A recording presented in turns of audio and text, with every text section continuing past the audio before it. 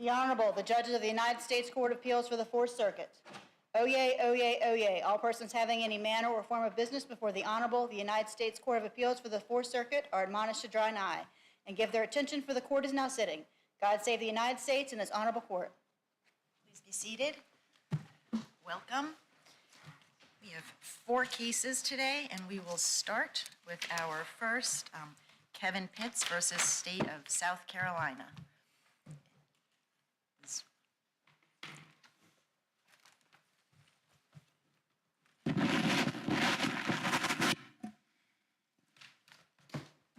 Whenever you're ready. Good morning, Your Honors, and may it please the court.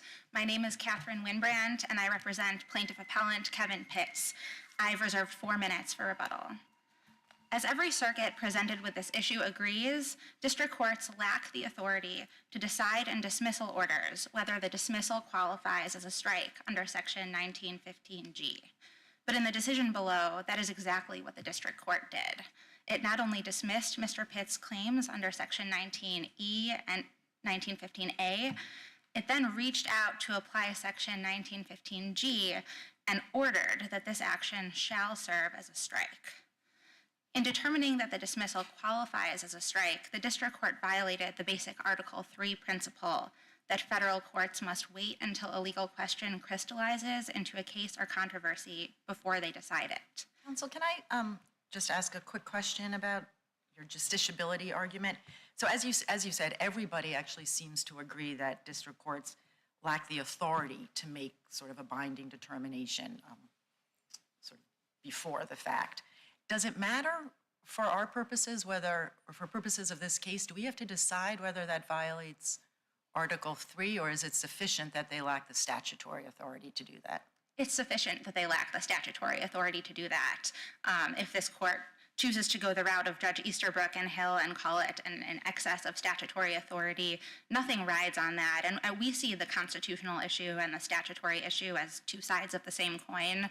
Congress confers jurisdiction by statute, and if courts reach out and decide a question before Congress gives it that authority, that is an excess of jurisdiction. But to answer your question, either way, it does not matter from our perspective. Well, is this the kind of constitutional question that we should avoid if we can, or does it, in that case, what should we do?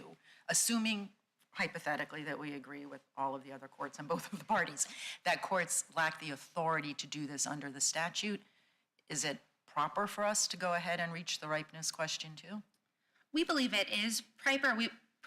We believe it is, as I said, 2 sides of the same coin, essentially the same question, and that the reason, certainly Congress could have drafted a statute that gives district courts the authority to make these decisions one by one if it drafted a different statute. But here, we believe that the ripeness problem arises from the statutory text. But again, Your Honor, if this court disagrees with that, a decision finding what the district court did here, which is to declare that this case shall constitute a strike, it is so ordered on pages 830 and 831 of the appendix, that it would be fine if this court concludes that that is simply a violation of in excess of the statutory authority that the district court had. So help me understand, there seems to be 2 possible answers if we sort of take this sort of premise that the court lacks the authority to make a binding resolution of this issue. One is to say that the district court's forbidden to say anything about it, right? Which sounds a little bit like you can't have any dicta in an opinion. And the other is to say that it's not binding, right? So that because the district court lacked the authority to make a determinative decision, the dicta about whether it's a strike or not is not binding on any future court who's by statute required to make that decision on their own. But we don't always say that merely because something's dicta that it is improper from either constitutional or statutory perspective. Tell me why I don't look at it the latter way. Instead, you want to say, no, you can't say it at all. You're verboten from even mentioning it. Instead of saying, well, it's dicta, so it's not binding on the next court, but, the courts all the time say things that they're not legally required to do under their authority. Yes, Your Honor. And to be clear, what we're advocating for is sort of a middle path. We're not saying district courts are prohibited from uttering the word strike in an opinion. Warning, as amicus suggests, we don't disagree that district courts have the authority to issue dicta that says something like, please note that there is this section 1915G. This is what it says. This is the type of case, or that what the statute says is that there are certain types of cases that will accrue strikes. This is a determination for a later court to make, and a later court may look back at this case as But part they of that can't go the next step to say, I warn you that in my view, this is a strike. Yes, Your Honor. And that's What you're saying. They can't say that. Yes. And why? That's what I'm having a little. So I get the warning piece, right? But that's not a warning. The warning is, I think this is a strike, and so when you come back, you should consider this to be a strike. And maybe that's a good idea. Maybe it's not a good idea. That's not my question. My question is why the district court lacks the authority to say that piece of dicta, right? If the district court said, listen, I think it's going to be a strike, right? Like, maybe somebody else gets to decide this at the end of the day, but I find this to be a strike. Yes, Your Honor. So we believe that anything that reads as a purported adjudication of the question, this shall be a strike, I designate this a strike, that creates an injury on litigants like Mr. Pitts in two ways. Amicus agrees with both. First, as Judge Easterbrook said in the Seventh Circuit, these premature strike determinations in reality might create an injury. That's a different question. That's the question of whether we review it at this stage. I get that. But what I'm trying to understand is why the statute or the Constitution prohibits this dicta and doesn't prohibit lots of other dicta, right? I mean, that's the, do you understand what I'm trying to play with? I understand it can't be binding. Let's hypothetically say it cannot be a binding statement, right? It's not a binding statement. But occasionally, some of us on this bench occasionally say things and opinions that are not themselves binding. In fact, lots of things that we say in opinions are not binding, and yet we don't think the Constitution or anything prohibits us from doing that. I understand, Your Honor. And I think the first step of this analysis, we don't believe this is dicta. We believe that what this court should be doing is starting with the words on the page. Necessary to the resolution of the matter before the court. No. No, it's not necessary for the resolution, but that sort of reverse engineers the inquiry. And on that logic, it would be difficult to find that any district court decision reaching out to purport to decide a question not before it is dicta, because it's not binding, so therefore we sort of pretend that it didn't happen. We think that the starting point for the analysis should be the words on the page that the district court wrote. And if it reads as a purported holding, as this certainly does, that should be where the court starts and asks the question, did the court have authority to reach this purported holding? And if it doesn't... Can I just follow up with one question of that, and then I'm going to stop and let my colleagues go? Sure. So is the rule effectively that if we use dicta... I assume the rule applies to the Fourth Circuit just like it does the district court, if it's a constitutional rule, maybe putting aside the statutory question, that if I say something with confidence, then it's prohibited by the Constitution. But if I say, I'm getting ready to give you some dicta, I got to tell you it's dicta, otherwise I violated my oath to comply with Article 3? I mean, that seems like a really hard line. Very respectfully, Your Honor, I think maybe what is complicating this question is saying something with confidence.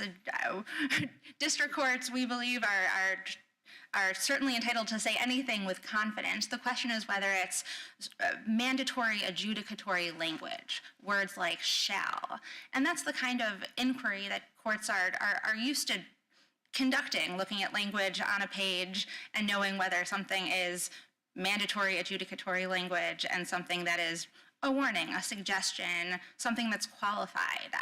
We don't argue that district courts need to say, this is dicta, here is what I think for a future case. If a district court wants to say in a future case, the court may look at this case and determine whether it counts as a strike, and here is the statute that governs whether something is strikes, That's fine. We are certainly. That's a few, okay, I'm almost stop. But I mean, when I say if it's in an opinion, which occasionally happens, the test is the following, even though the test is not necessary, right? I'm saying it is, right? That's like an unqualified statement, but it might well be dicta. I mean, we look at Supreme Court decisions all the time, and there is very concrete, like absolute language that we on the back end say that's dicta because it wasn't necessary to the resolution of the matter. Understood, Your Honor. And I think a good place to point you to is Judge Grudner's dissent in the Eighth Circuit, which explains that the dicta is explanatory of an opinion. It's not something that purports to govern a separate question. And in your hypothetical, if a court said this is the test, I wouldn't read that as mandatory adjudicatory language of the rights of the parties before it. That's sort of a preliminary step in analysis. Here we have the conclusion portion of the opinion that says this shall constitute a strike. It is so ordered. It is purporting to order a conclusion that will affect Mr. Pitts. And that's something that strikes me as different from the hypothetical you We put posed. dicta in our opinion. There's often dicta in opinions, but it's rarely the words reversed, vacated, and remand. Like, that's not dicta. And, right, I mean, I'm just sort of repeating back to you, like, what is ordered in this case is that the action shall serve as a strike in accordance with 28-1915G. It is so ordered. I mean, I understand we could, like, there is this that. I'm totally happy to answer questions. I'll do it. Just hang on for a minute. Give us a minute. I mean, right, there is this interesting idea that something can sort of be rendered dicta by operation of law almost, like because Right. it can't be what it appears to be, it must be dicta, right? That's sort of the argument in this case, but that seems like an unusual way to approach literally what is announced as the holding, the operative holding of a case. Well, We couldn't. even this court, even this court, and it was in an unpublished opinion, did do something similar, and that's in that Johnson case. And it was not part of the holding, or not necessary part of the holding, but the court did indicate that we note that this dismissal will count as a strike for future filings. And so even this court has done it. And so how do you square that? It's unpublished, not precedent, but how do you square your position with that? Sure. Your Honor, I mean, we think that this is the reason why we're here is that this is a complicated area of law that has stymied courts at all levels. And what the difference is that the question has never been presented, as far as we know, to this court in this way. And so it has never had the occasion to consider it. And as you say, that wasn't a precedential opinion. So it's not like we need to square the analysis and follow it. We just need to recognize that I think that contributes to the importance of resolving this question clearly now. And to Judge Harris's point, which of course we very much agree with, I would just add that I think not only is it an odd rule to sort of presume by operation of law that something is dicta and then treat it as such regardless of the words on the page, that would be a particularly dangerous rule in this context where we're dealing with almost always pro se prisoners who what they have is the order from a federal court. They're not steeped in the precedent from other courts of appeals, and they need to adjust their litigation tactics accordingly, and we expect that of prisoners to follow what federal courts say. And so it would be particularly problematic to adopt that kind of reasoning in this context, we submit. And if this court has no further questions, I will reserve the rest of my time for rebuttal. Thank you.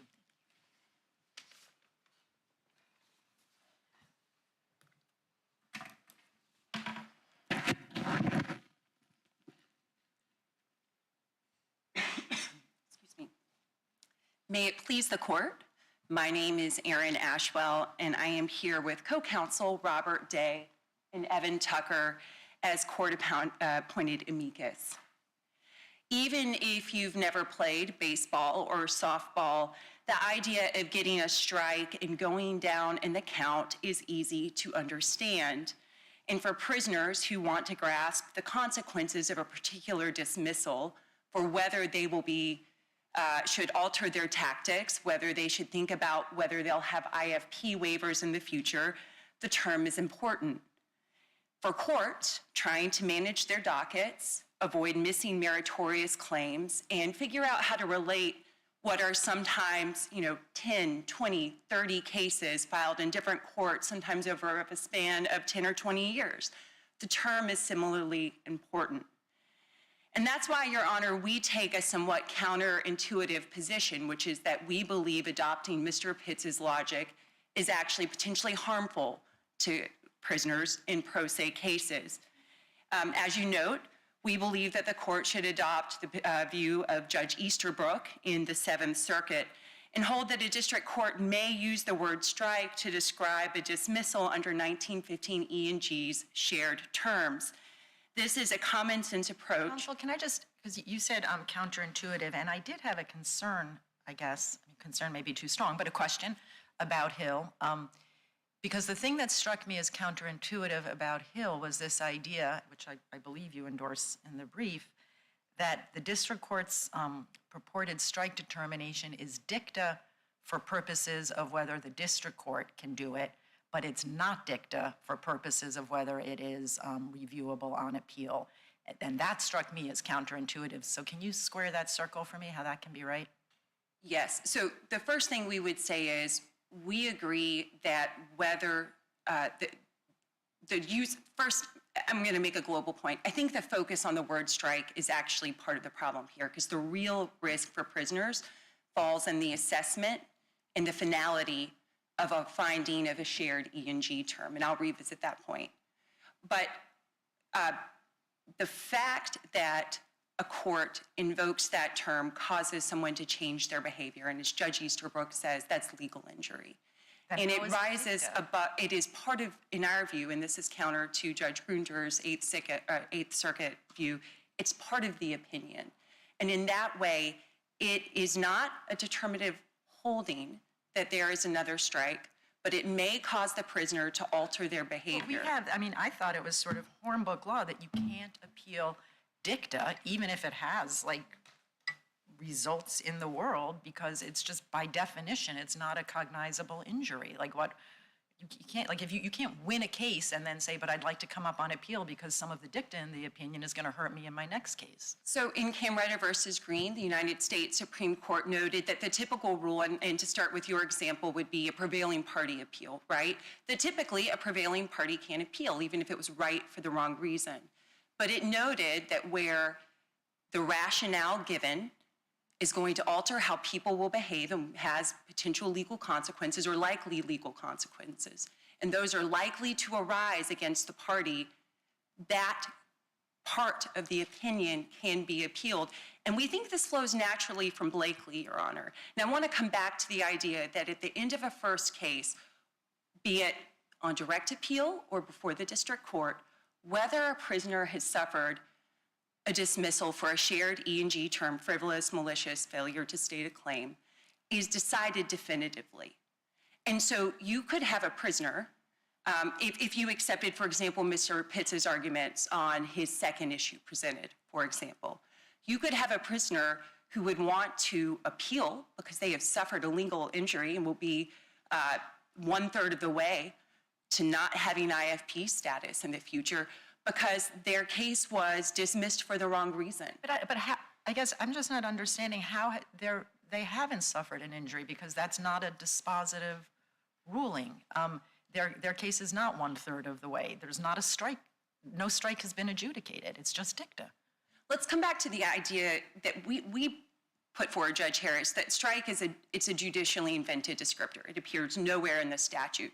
At the point Blakely says, and this is on 616 of the opinion, that at the point at which, first, we look at the face of each dismissal to determine if a case is frivolous, malicious, or fails to state a claim. Footnote 3 of Blakely says, we don't just look to, the order part at the end. We can look back to the opinion, the rationale, and the terms. And that rationale is final at the conclusion of the case. This is at 617. Blakely invited the courts to look back and reconsider his old dismissals and said, okay, we know this says it was a dismissal for this reason, but we should get into the merits. It was actually for another reason. And en banc, the Fourth Circuit has said, we don't do this. And so the trap and the thing that I worry about is not the use of the term strike. It's that a prisoner will have lost a case that they were ultimately going to lose, but for a reason that counts under E&G's shared analysis, and therefore will be binding on a court in the fourth So point. is your position, so assume the district court doesn't say anything about strike, but decides the case on the grounds that it's frivolous, right? And so in the future, somebody might decide it's a strike, and that defendant appeals and says, no, it's not frivolous, but I lacked standing to bring my claim. And so I should lose for a different reason. Your position is that they can bring that appeal?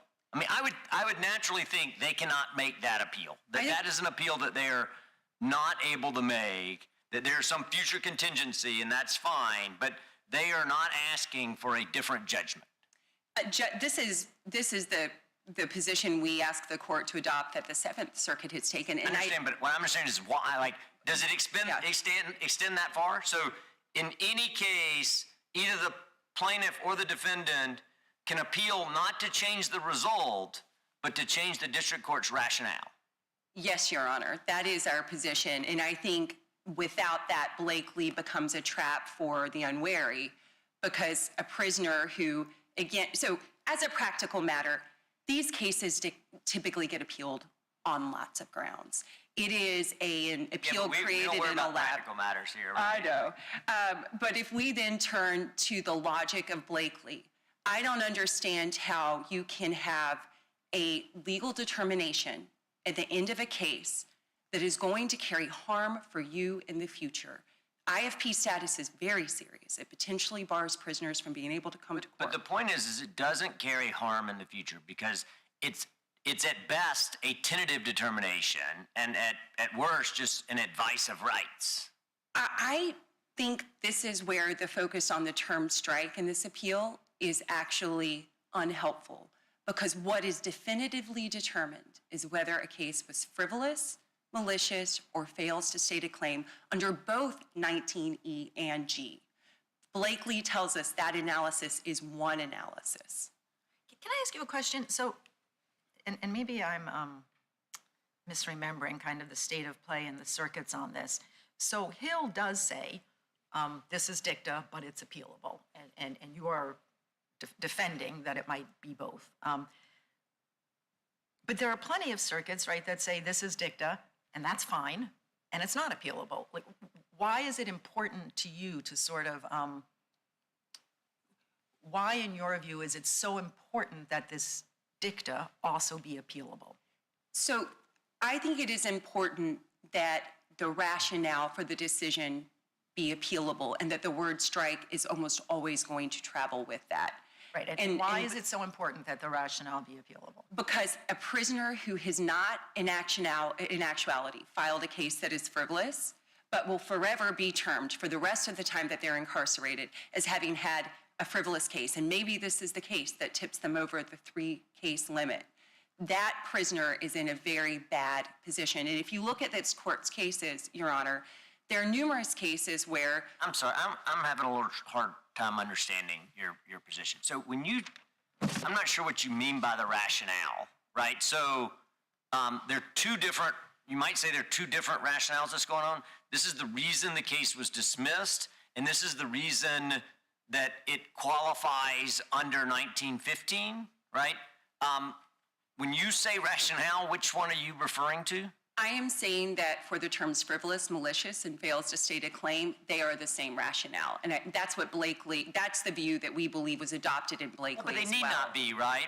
So the question here, everybody, you know, the case was dismissed on heck grounds. Is heck in 1915, right? So the rationale that it's a heck bar, right, that is very clear, right? And so the question is, in that scenario, there are two determinations being made.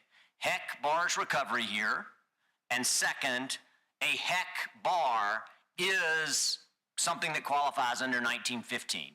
Those are not the same determination.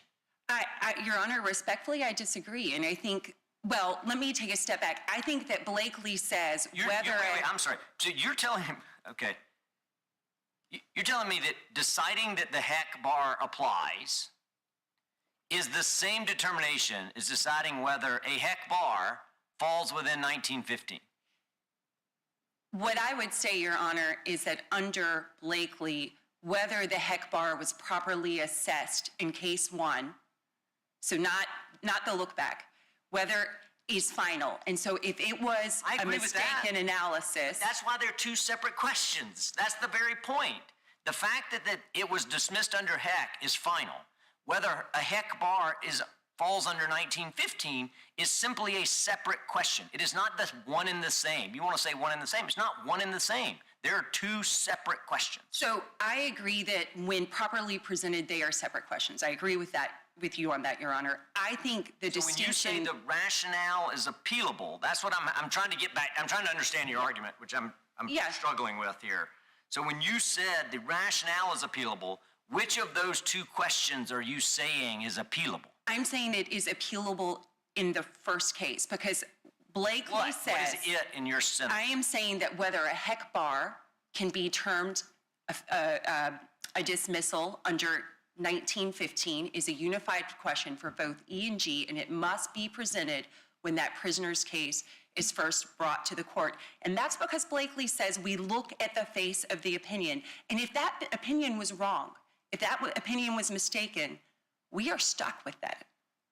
But doesn't the defendant still have the same incentive to challenge the rationale of the dismissal, whether or not there's even this discussion about a strike?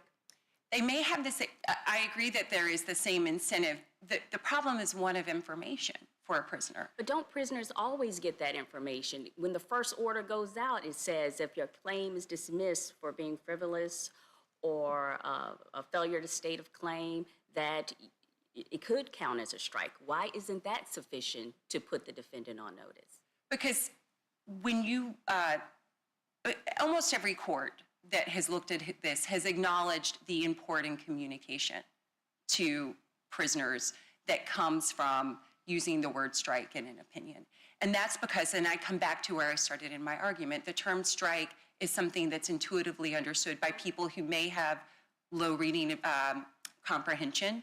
Can I ask you this? Under your theory, so imagine the scenario where this order issues, and you say it is appealable, that is the 1915 determination, colloquially strike, but I get you want to call it 1915.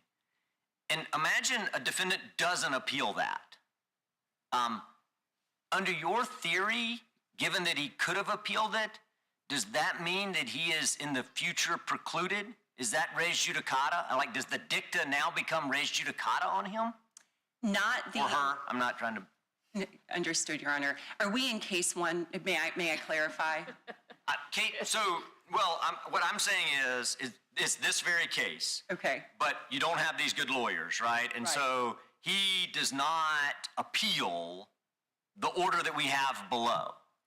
But under your theory, he could have appealed the 1915 determination, right? He had the opportunity to do so, failed to do so, and now in case 2, when he's barred, given that he had the opportunity to do so, he now is res judicata on the dicta the district court gave. He is res judicata. Your Honor, I'm going to divide this. I would say that it is res judicata that his case was dismissed for failure to state a claim, which I think the court says at A25. No, but also the second question, which the district court said in dicta, it was 1915, but he failed to appeal and he had the opportunity to do so. He didn't avail himself of that option. And since it was dicta at the district court, but not dicta to us, it now is binding on him. And that's like, just seems like totally backwards. Your Honor, the finding that the case was dismissed under a 1915 EG ground would be binding and is not dicta. The use of the term strike is dicta under our reading. Counsel, I'm just trying to think about how to phrase this. So, the way you are reading Blakely, and I understand that, I've read Blakely, I see where you're coming from. It does seem like it's running a little bit into what appears to be the very established rule that a court adjudicating the strike question, in the moment, petition number 4, is supposed to make an independent determination about whether there are, in fact, the requisite 3 prior dismissals. How do I square that? Your Honor, we view Blakely as giving a division of labor and as limiting what that independent investigation is. And Blakely says that. It says it's taking a bright line approach. So the first 3 courts decide, why is this case dismissed? Is it under a shared 1915 EG ground? That's the role of the first 3 courts. The 4th court counts, and we know a few things about that counting. We know it counts by whole numbers under Tolbert. It has to be an entire dismissal. There are some cases, particularly with older opinions that are not going to have had the benefit of Blakely's guidance, where the court may have to construe the ruling. But we don't believe there's any independent merits investigation by the time you get to the 4th court. Otherwise, you're revisiting a decision that is closed, and it is, longstanding. So I understood Blakely to be a different point, maybe. That I understand what Blakely is telling us is that you don't get to collaterally attack the prior order. So think about it in the simpler question of, are you a felon or not for owning a firearm, right? Like the court making that determination looks at the prior conviction. And you can't collaterally attack the prior conviction by saying, well, I didn't have a good lawyer, or, I didn't really do it, or, So in that sense, it's independent, and the later court is bound by what happened below, or what happened before, excuse me. But it doesn't mean that the fact that the first court said felony is what's determinative, right? Because the question is, under our 922 statute, is it punishable by imprisonment for more than 1 year, right? So that's what matters. And so what Blakely tells us is that the second court must do that, but when looking back at the underlying conviction, there's no collateral attack on it. You got to apply, is it punishable by imprisonment for more than 1 year, to the prior judgment, right, without a collateral attack. It seems like that's all Blakely's telling us. Your Honor, I would, the reason I think that Blakely gives more deference to the first court and its rationale is because of footnote 3. And that's where the court looks back both to the opinion and the judgment in the first case. And because it has also said we adopt that first case even with its mistakes. Opinion and judgment, right, because in the 1915 context, it is the rationale that matters. In the felony example, the judgment's the only thing that matters because is it punishable by imprisonment for more than 1 year? So there you look at the judgment and the statute. But because here it's rationale, you got to look at the judgment and the order. And the opinion. Yes, Your Honor. That doesn't answer, that seems to me that that's the same parallel. So I think, Your Honor, I would come back again to the fact that Blakely said even if some of these cases were wrongly decided, for example, and you cannot dismiss this claim at summary judgment in a case for 10 or 20 years ago, it is still a strike under Blakely because it is not re-adjudicated. The same way this is a felony, even if DNA shows you didn't do it, right?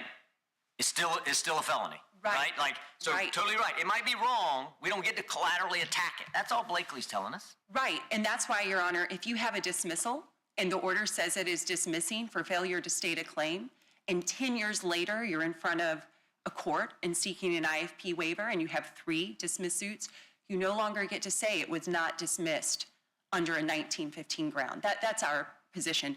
Your Honors, I see my time has almost elapsed.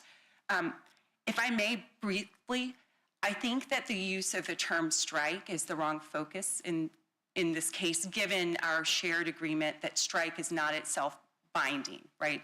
The first court's use of the term is not a magic word, but I want to return to the theme that I think in the vast majority of cases, the system is working, that people appeal their, prisoners appeal their dismissed suits, they get a second look, and the courts are managing this very well.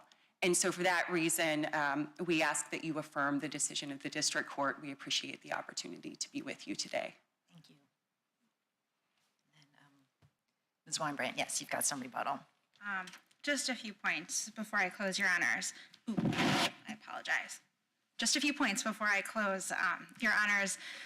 First, we find it puzzling that amicus focuses so much on the importance of clear communication and understanding when the rule that amicus advocates for would be to misinform litigants about whether they have a strike under Section 1915G. And I think the disconnect here is amicus's failure to grapple with the language of the actual opinion. Can I ask you a question? I think, I find this case confusing, and there may be things I'm misunderstanding, but I think what your colleague on the other side is saying is there really is no miscommunication here, because under Blakely, like if the district court said it's frivolous, then it's a strike. Like, I may not be allowed to say the second part of that, but it is what it is. So there is no miscommunication. We strongly disagree with that, Your Honor, and we think that this case is an excellent illustration of that disagreement. Here, the district court at the end of the opinion says this is a strike because Mr. Pitts has failed to state a claim. And we agree with Judge Richardson wholeheartedly that the inquiry about the inquiry as to whether the case was properly dismissed under Heck is a totally separate inquiry from whether a Heck dismissal qualifies as failure to state a claim under Section 1915G. The inquiries are not one and the same. So we simply disagree with their reading of Blakely. We also agree with Judge Giles that being clear about the rationale for dismissal, that it is dismissed under Heck or it is dismissed for sovereign immunity, that is what puts the defendants on proper notice. It's not a strike determination that so often misinforms litigants, as the Second Circuit and the Third Circuit have recognized. Even this court's case law recognizes that the ripeness doctrine exists in part to prevent haphazard and erroneous determinations that are made when a case is not properly presented. I don't want to belabor this, but it's not a ripeness concern, because there was a valid and live claim that was before the court, right? The point is the court then kept going. Like, in the opinion, it resolved the claim, Heck bar, and that's a strike. That's not a ripeness concern, because at the time the court was acting, there was a live claim, right? It's whether dicta is prohibited or not. We agree that there was a live claim as to whether Mr. Pitt's case can be dismissed, and I don't want to. Can I ask it a slightly different way? And I want to let you finish, so I'll beg the judge's indulgence to let you have a little time. But would it make a difference to you if the court had said, if you file again, then this will count as a strike? That would be closer, Your Honor, but it wouldn't make an ultimate difference. Why not, right? So I understand the argument that this says so ordered shall, it's present tense, all that sort of stuff. But why wouldn't that solve the problem? Because it purports to make a binding decision. The distinction for us is whether looking at We have lots of those examples, right? So like the examples of, if you keep doing this, I'm going to hold you in contempt, right? If you don't file objections to the magistrate judge's report and recommendation, right, you will not get an adjudication of those, right? All the time we advise, and particularly to pro se's, we say, like, if you do this, this is what's going to happen. And we don't think that the judge is then bound to hold the person in contempt if they do it, that the judge's hands aren't tied, right? So if you keep doing this, I'm going to hold you in contempt. When you keep doing it, we don't think the judge is like, oh, well, I have no choice now but to hold you in contempt. He then has to make his own determination at that point whether to hold you in contempt. Right. And so why are those cases different? And I'm confident she'll give you a little bit of time. So for a few reasons, we believe those cases are different. First, there isn't the same clear statutory directive. Second, as amicus points out, district court. Wait, well, because contempt authority requires a determination by the judge at the time, right? You can't prejudge a contempt. So from a statutory perspective, it seems like to me, you can't have prejudged a contempt, you can't prejudge a strike. All those seem synonymous. I see. I understand, Your Honor. And again, that is a closer question and one that's not presented here. We think that there's something about inherent authority to manage one's own courtroom. It doesn't present the same risk that I will erroneously defer to my prior determination that I will hold you in contempt. But we are, to the extent that courts are purporting to make a legal determination that they're not authorized to make, we don't bless that practice. This court does not need to go anywhere near there in this case. Ultimately, we agree with Judge Harris's discussion of the difference between holding and dicta, and here we think it's crystal clear, perhaps clearer than any case that came before, that here the court is purporting to adjudicate the strike question that's not presented and make an order about the strikes. And if this court blesses that practice, we think that's incredibly dangerous for pro se prisoners because they're being misinformed, as Mr. Pitts was here in this case, where the district court called a strike that does not count as a strike under the separate case law under 1915G. Can I ask one final question with some indulgence? Can you help me see the cases or case or line of cases that have this idea that if I say it's a holding, that it is a holding, right? I mean, that seems to me to be a hard line. I mean, there are lots of tests of the line between holding and dicta, and it's not a model of clarity. But when I've looked at those, and I didn't do it in any detail here, none of them seem to say, well, did the court say it was a holding, or did the court say it was dicta, right? It's not so formalistic as to say, what was the court speaking in language that was holding like or dicta like? It instead asks about the role it has in the decision, right? So where am I looking to see this idea that the manner in which the judge frames it is relevant to whether it is dicta or a holding? Right. And so to be clear, we're not advocating for the technical position that a district court has to label this is holding, this is dicta. It has to do with looking at the face of the order, and there will always be close cases where if a district court says, I am ordering something, that is a purported holding. And I think this court, in many cases, this will not be complicated. The district court will either purport to hold it. Here, it's particularly easy because the language on the docket says the case is dismissed, it shall count as a strike. The word strike is plastered at the top of the docket. There's no question as to whether this decision was made in the view of the district court and in the view of any reasonable reader and recipient of an order like this, like Mr. Pitts. And so I would conclude just by saying that this system is not working. Contrary to amicus's representation, litigants like Mr. Pitts are receiving strike orders that are wrong, and the district courts have no authority to provide. And we respectfully request that this court vacate the strike order in this case. Thank you. Thank you very much.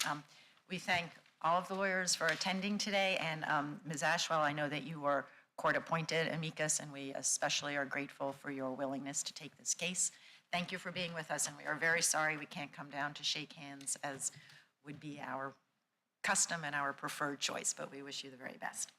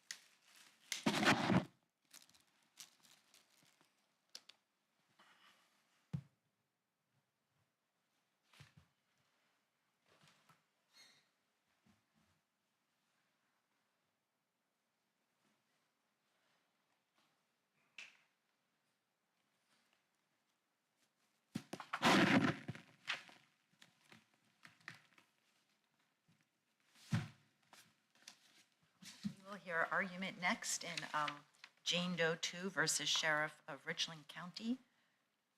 Mr. Evans, if you're ready. May it please the court.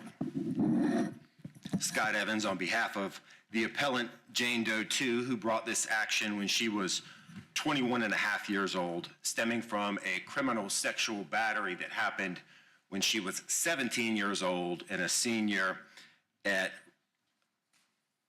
Lower Richland High School in Richland County, District 2 in South Carolina.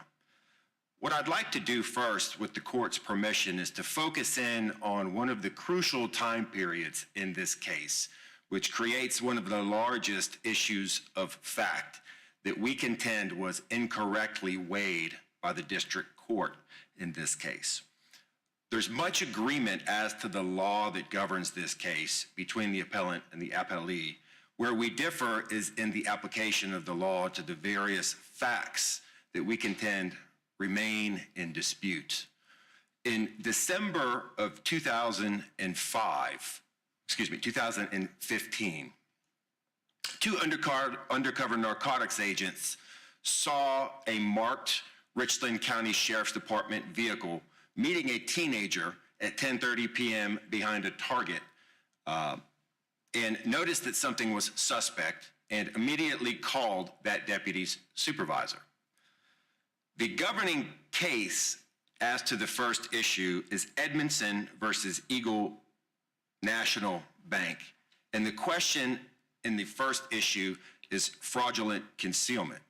In that case, this court defined acts of fraudulent concealment as some contrivance intended to exclude suspicion and prevent inquiry. We contend that in December of 2015, there were a series of acts that were designed to do just that, to prevent inquiry into this target situation. The following day, Captain Ewing, Deputy Jamel Bradley's supervisor, showed up at the school.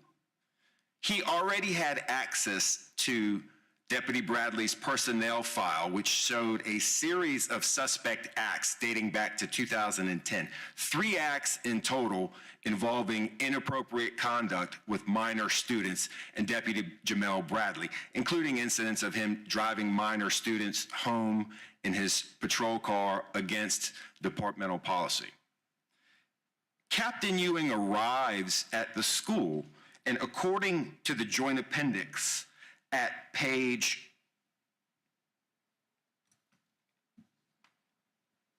233, he decided to skip the chain of command because he didn't want everyone talking about this. He didn't want everyone gossiping about Deputy Bradley and yet another allegation of him with underage girls.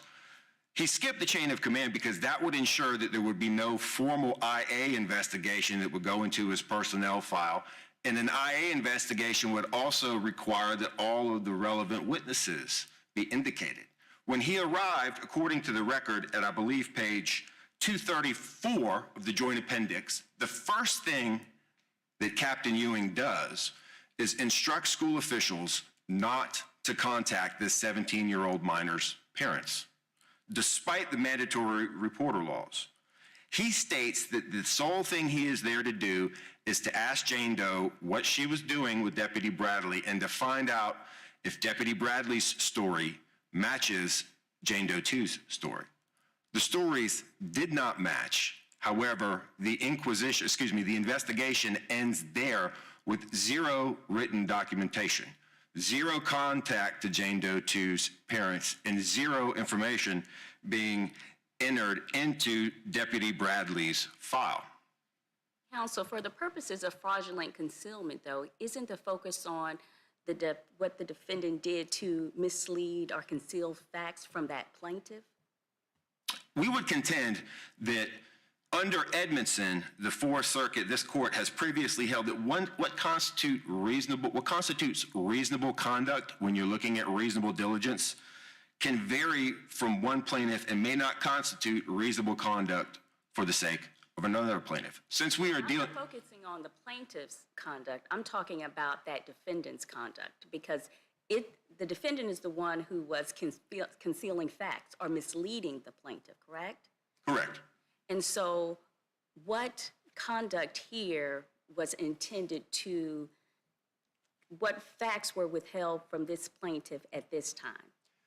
At this time, the plaintiff was not withheld facts directly, but her legal guardians were. She is a minor operating under a legal disability. She has no ability to vindicate her rights in the district court under Rule 17C. Taken care of by the tolling until, I mean, I fully appreciate that were there not tolling until the plaintiff turned 18,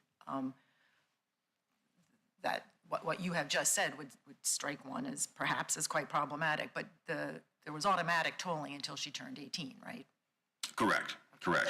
And the evidence before the district court on page 198 was that only 9% of these school sexual abuse cases are reported, and that a minor, according to the testimony at the joint appendix page 195, the report of this plaintiff's psychologist, the psyche of an adolescent is such that they are not capable of understanding the coercive nature of a criminal sexual battery committed by a school official, much less one who also happens to be an armed law enforcement agent.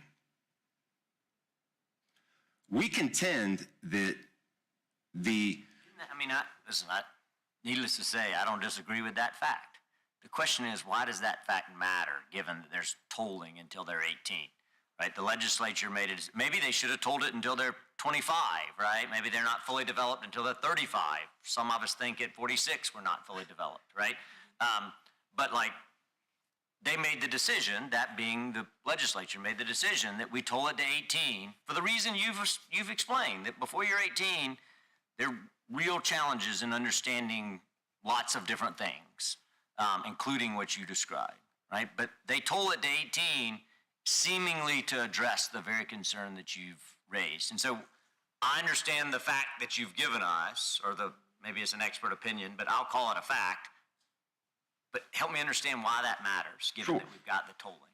Well, Your Honor, the legislature actually, in the fourth section of our argument, has a special tolling statute. Stay on this one, because I don't think that applies here. So Okay. help me with this argument. Sure, I mean, sure. I'm happy for you to make the other argument, but I'd rather hear about this argument because I think that one fails for different reasons. Well, our legislature actually recognized this fact and makes special circumstances for any individual who's sexually assaulted under the age of 21 and tolls that statute until their 27th birthday for this very reason. Because it is known to this legislature, it is certainly known to law enforcement, that minors who are the victims of coercive sexual relationships do not report. 91% go unreported, and our legislature recognized that with statute 153555, which is at issue elsewhere in this case. Coming back to some of the affirmative acts, these affirmative acts continue into 2016. In 2016, there is evidence that makes its way to Captain Ewing that one of his officers is actively engaged in a coercive sexual relationship with one of the minors, and that, quote, these relationships continue to be covered up and Deputy Bradley continues to get away with these things. However,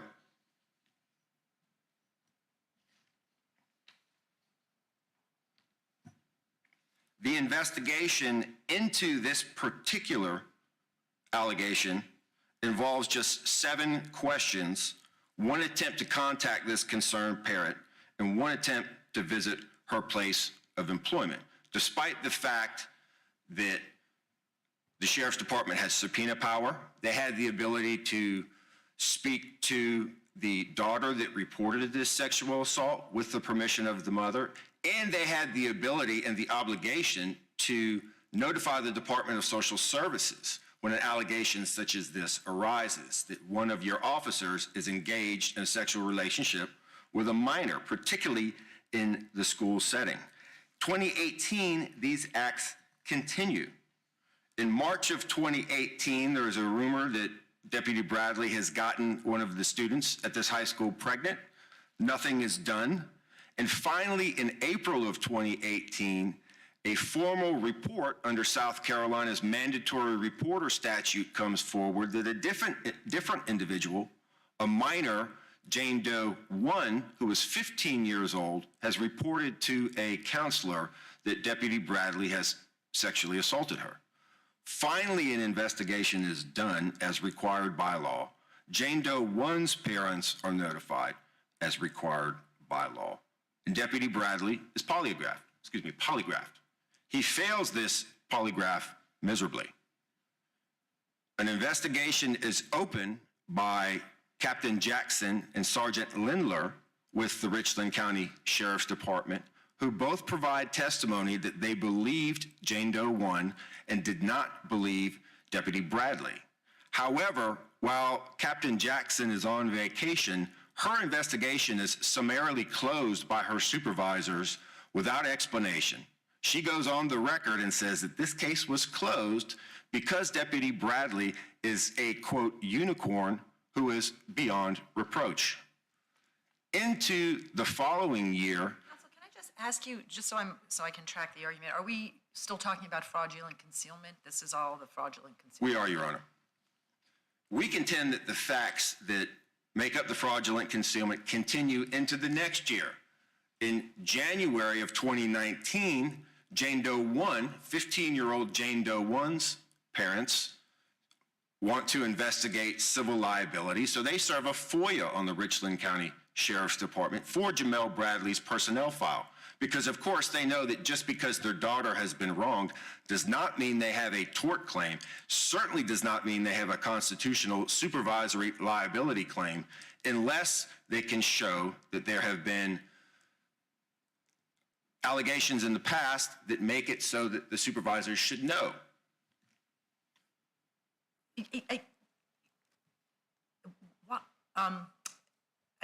guess I have a question that is, I think, related to that, which is, I guess, why that is so, why a person wouldn't at least be on inquiry notice that, and now I guess I'm talking more about your client, Jane Doe 2, that, if you know that the school knows about the Target incident and you know that they conduct kind of a inadequate investigation, and most important, you know that none of the supervisors of the SRO in question are stopping him from continuing the relationship with you, why isn't that enough to put someone on at least inquiry notice that there may be a claim here?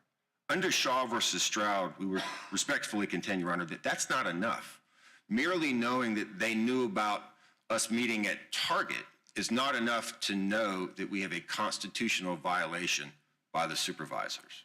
This was a meeting that took less than 5 minutes, wherein Jane Doe 2 was asked, did you happen to see Deputy Bradley at Target last night? She says yes, and gives some excuse for their meeting. But she has no knowledge of the fact that he has multiple prior accusations. I understand why you need multiple prior, that's where I guess I'm asking you, those are obviously excellent facts for proving your claim, but I don't understand why they are necessary to a claim. Even if it happens once, supervisory liability does not require multiple failures. It's enough if it happens once. Well, we do, Your Honor, under the first prong of Shaw versus Stroud, have to show a pervasive risk, which one prior incident would not necessarily satisfy that burden. Okay. I understand. You made a comment earlier, and I wasn't familiar with it, and so I just want to figure out where in the record I can find it. You suggested that the Richland County officer, when he went to the school in December 15-ish, I wrote down, and I may have misquoted here, directed the school not to contact her parents? That's correct. That's in the joint appendix at page 234. Thank you. Coming back briefly to 2019, we contend again that these affirmative acts continue. The documents that were needed to show notice were purposely withheld by the Richland County Sheriff's Department, resulting in a state court order that they had knowingly violated FOIA with regard to Jamel Bradley's personnel file. And into July of 2019, the month that the appellees contend the statute of limitations run, Sheriff Lott is still getting on the record saying, quote, nothing happened between Jane Doe 2 and Jamel Bradley. And Jane Doe 1 is a liar. Her allegations are completely false. We stand behind this officer, and his actions are above reproach. I see that my time is coming to an end, so I'll, pending any further questions, step down.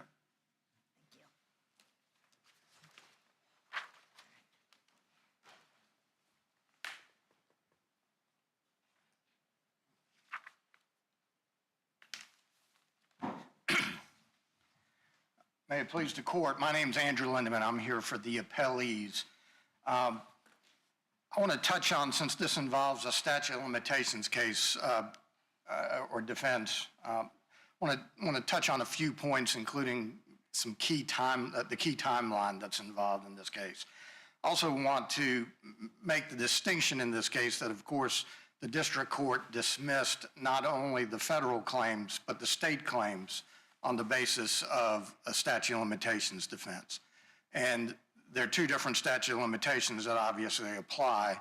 Under the state law, which has an accrual rule that's based upon an objectively reasonable person, the statute of limitations is 2 years after the plaintiff reached majority. And she reached majority in July, early July. Her exact birth date is in the record in the sealed portion of the transcript, but early July 2016. So the statute of limitations on the state law claims ran in early July of 2018.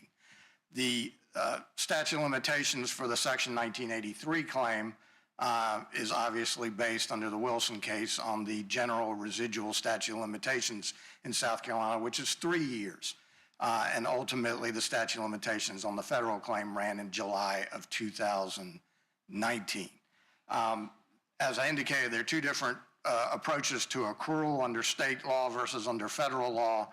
The plaintiffs have not challenged the accrual decision of the district court under state law. District court found that the both statute of limitations were triggered or were the cause of action accrued in December 2015 based upon a series of events that were just mentioned by Judge Harris, where ultimately Captain Ewing conducted an investigation, having learned that Deputy Bradley was seen with Jane Doe 2 behind a Target the previous day.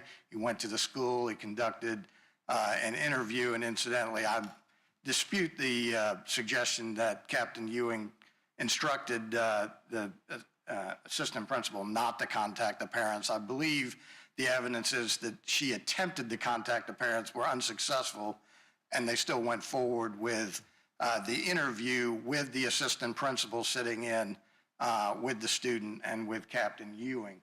I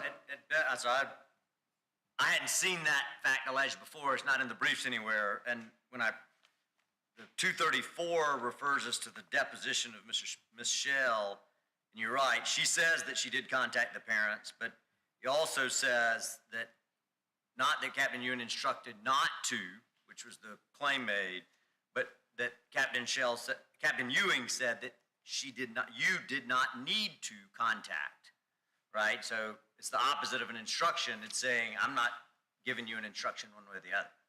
Right, and again, as I understand it, he obviously wanted to go forward with being able to get to the bottom of this issue and felt that having the assistant principal sit in would at least have a similar effect as a parent to sort of calm the student with somebody that they knew and had a relationship with.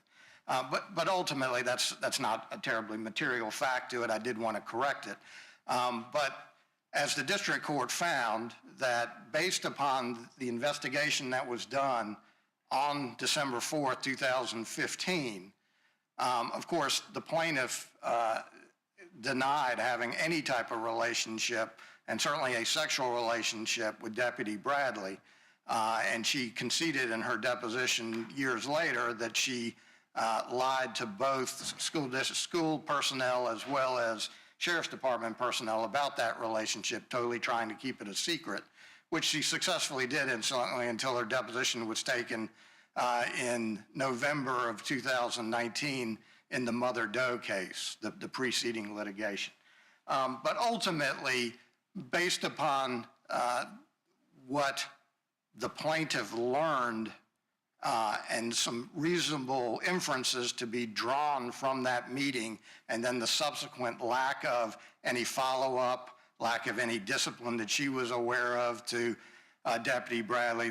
Deputy Bradley wasn't removed from the school, that Deputy Bradley didn't break off any relationship with her, that it was reasonable to conclude, as the district court did, that the plaintiff was on inquiry notice that she had a cause of action, or potentially had a cause of action, not just against Deputy Bradley, but against supervisory personnel as well. Can I ask you just a quick question? I think it's just a minor thing, but it made my head spin a little bit. So the district court says inquiry notice as of December 2015, in part because, and I thought actually in large part when it comes to the supervisory claim, because the relationship continues and it's clear the supervisors aren't doing anything to stop it. But you wouldn't know in December 2015 that the relationship continued, right? You'd only know that after it continues. I don't know that this really makes a difference. Well, Do you see the sort of conundrum? I do, Judge Harris. And quite frankly, the facts are undisputed that the relationship ended before her graduation. And her graduation was in May of 2016. Call it May. She was on inquiry notice in May, and the Right. outcome doesn't change. And obviously, she hadn't reached majority in May. She reached majority 2 months later. There's a lot of leeway here. I mean, ultimately, the complaint wasn't... I want to make sure I understand the point there. We know the relationship continued, but what we don't know is the sort of precise dates of when it continued.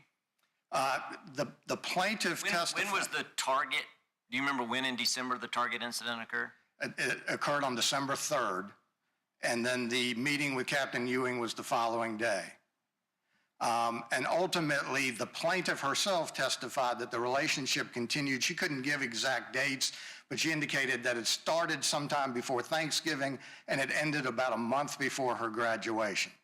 What we don't really know is whether the relationship continued in the latter half of December, in which case she would have been on notice at that point, or whether it didn't pick back up and they took a hiatus until January or February.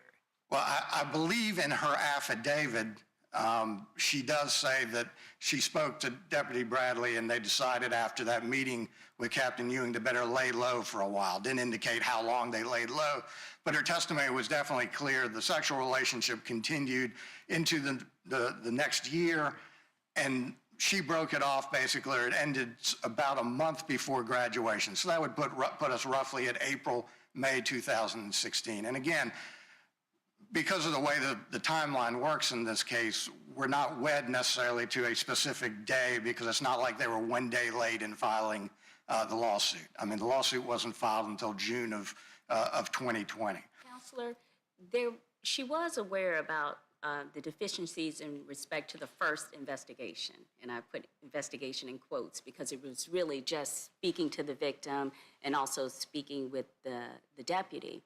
But with respect to the second report that came from a parent that also referenced an audio recording of the alleged victim speaking with that parent's child about this inappropriate relationship, there was a second investigation that was then conducted by the internal affairs. And at that time, plaintiff is not aware of this second piece. Now, that is something that she didn't have notice for. And there was then a second opportunity where the supervisors could have stepped in and conducted a more sufficient investigation.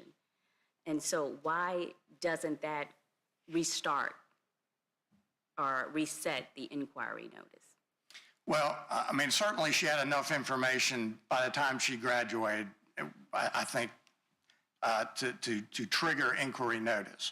But that's something, that was a fact also that was withheld from her. Well, it wasn't withheld from her. There They was, didn't speak to her during that second, after that second report. They spoke to the deputy again, from what I recall in the record, but they never talked to her again. well, they attempted to talk to the, quote, concerned parent, as the district court indicated, and the concerned parent refused to cooperate with them. So that was the stumbling block with that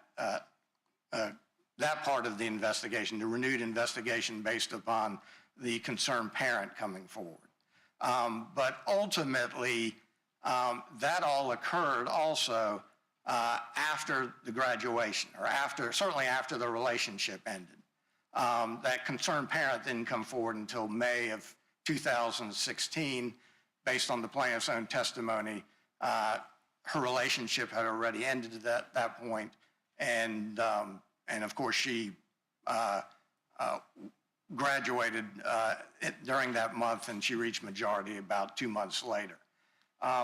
Ultimately, moving beyond the accrual issue to the fraudulent concealment issue, which seems to be the focus of the plaintiff's arguments, I would first point out, and I think Judge Giles, you made this point, the Edmondson case spells it out very clearly. It says, put differently, the fraudulent concealment tolling doctrine applies in situations where the defendant has wrongfully deceived or misled the plaintiff in order to conceal the existence of a cause of action. In this particular instance, there is no evidence of any trick or contrivance, as the language of the opinion says, to deceive the plaintiff herself. I mean, the plaintiff has denied absolutely any relationship in a specific interview, and in fact, several years later, as a result of the Mother Doe lawsuit being filed, there was another attempt by a lawyer for the Sheriff's Department to schedule a meeting and actually meet with the plaintiff, and she called her lawyer, and her lawyer didn't allow for that interview to take place, and that was in October of 2019. Ultimately, she was deposed in November 2019, and that's the first time she ever revealed any sexual relationship, any improper relationship between herself and Deputy Bradley. But going back to the point on the fraudulent concealment, issues that occur after the fact, and certainly after the statute of limitations has run, certainly have no bearing, number one, on fraudulent concealment. And of course, in their brief, I didn't really hear it this morning, but in their brief, there's references to Sheriff Lott being deposed in the Mother Doe case in July of 2019, which was after both statute of limitations, state and federal, had run, and that he was not convinced at that point that there was anything to the allegations by Jane Doe 2. Of course, that quickly changed after she finally gave a statement.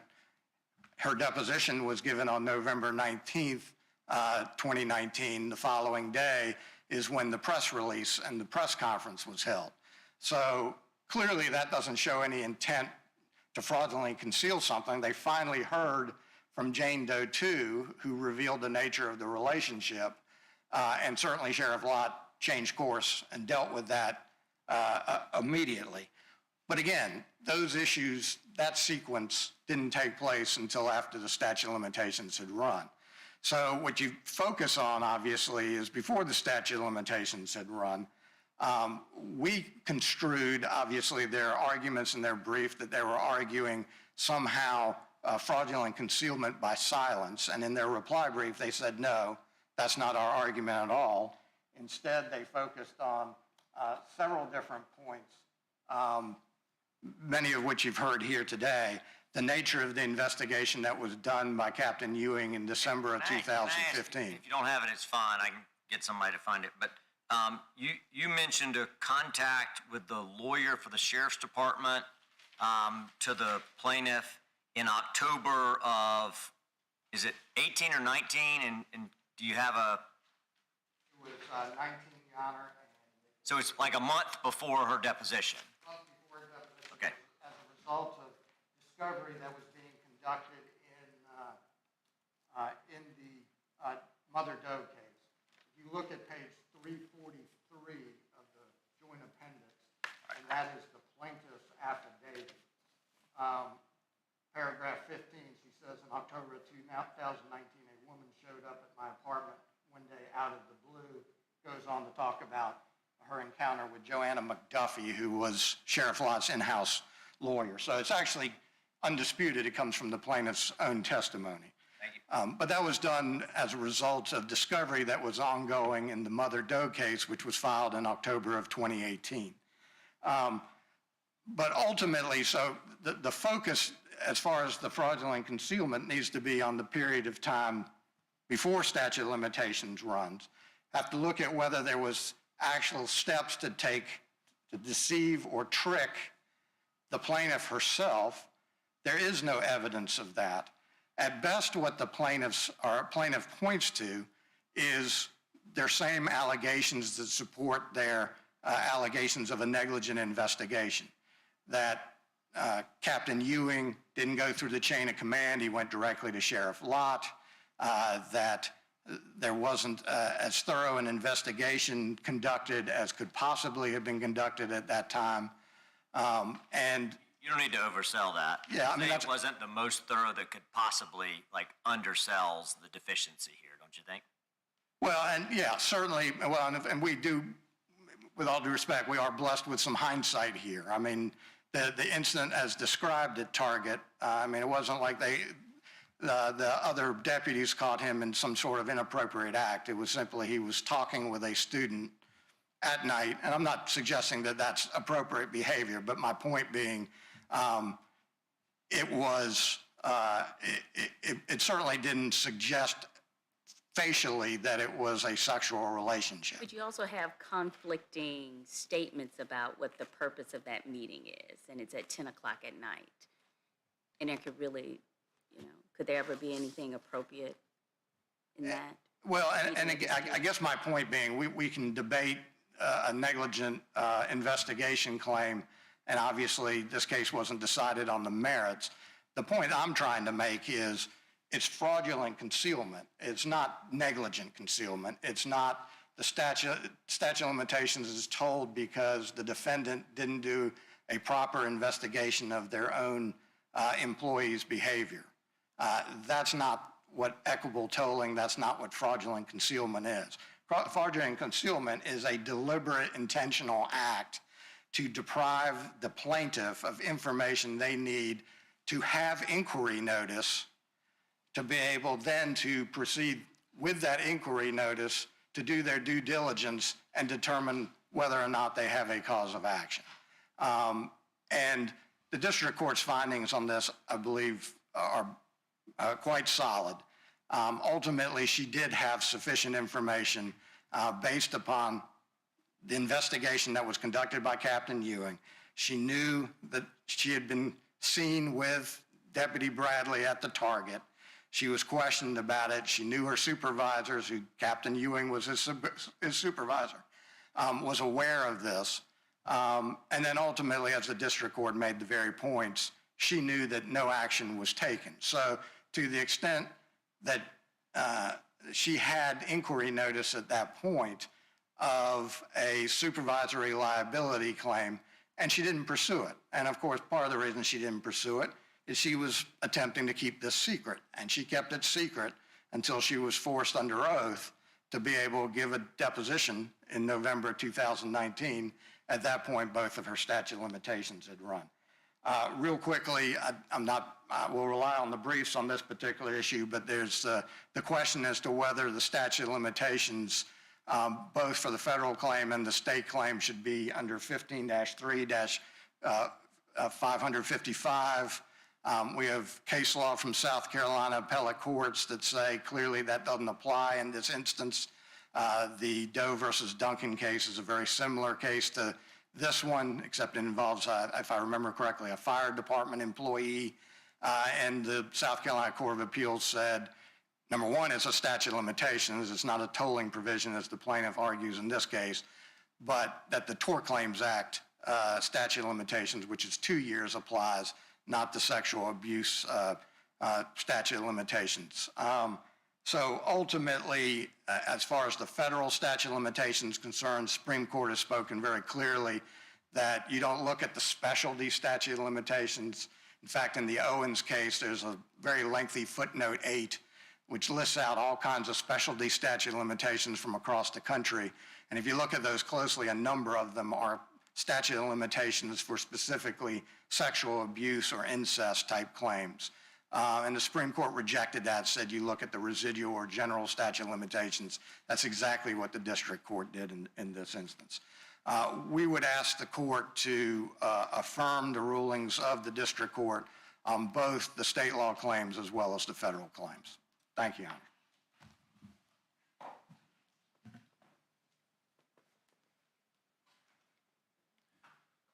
Very briefly, there has been a suggestion that under the Edmondson case, fraudulent concealment as related to the statute of limitations requires some sort of malicious intent to defraud.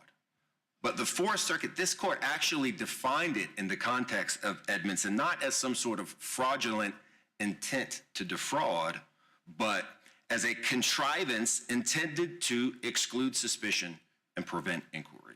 It is our position that there is certainly evidence of that in the record, starting with the decision not to inform Jane Doe 2's parents. We contend that... Can I ask you a question? I think I understand your argument on fraudulent concealment, but I'm trying to figure out sort of how it meshes with the rest of your case, because you sort of present it as kind of an independent argument, even if we're wrong about inquiry notice, toll it. But as I understand it, for fraudulent concealment, it has to be the case that the plaintiff is deprived of information that would have put her on notice. Like, it kind of has to work, right? Like, there has to be an effort to deprive the plaintiff of information that is successful. But if the district court was right, hypothetically, that this plaintiff was on inquiry notice as to the supervisory claims in or around December 2015, then if that is true, then isn't it also true that any efforts to fraudulently prevent her from being on that notice failed and you don't have a fraudulent concealment claim? Do you see what I'm saying? Is this really an alternative argument, or? Well, I see what you're saying, Your Honor, but in December 15, she has no legal right. No, I understand you think that, but I guess I'm asking you to assume hypothetically that the district court was right, just hypothetically, about inquiry notice, December 2015. If that is so, assuming it, do you still have a fraudulent concealment claim? We contend, Your Honor, that first of all, she still did not have notice of a supervisory claim, which requires very specific information. Can you just humanly indulge me? Assume, absolutely hypothetically, I'm not holding you to this, that she was on inquiry notice on the supervisory claim in December 2015. If hypothetically that were true, would there still be a fraudulent concealment claim? We would contend, Your Honor, that the acts in 2016, 18, and 19 would further conceal, even if she had inquiry notice. We know that the facts that she needed to bring those claims were withheld through 2018 and 19. In fact, again, at that point, the facts necessary were on the Richland County Sheriff's Department's servers, and they refused to turn them over, and in fact violated state law in connection with refusing to turn those documents over.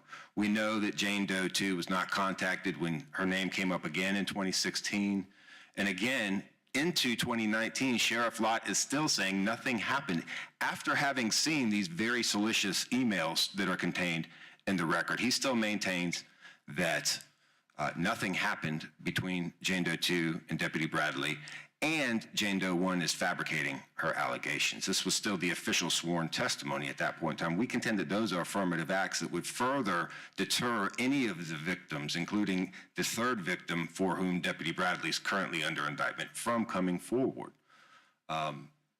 As it relates to the statute 555, it's our contention that under South Carolina law, the title does not make any difference as to whether it's a tolling statute or a specialty statute, that a specialty statute sets a finite time period.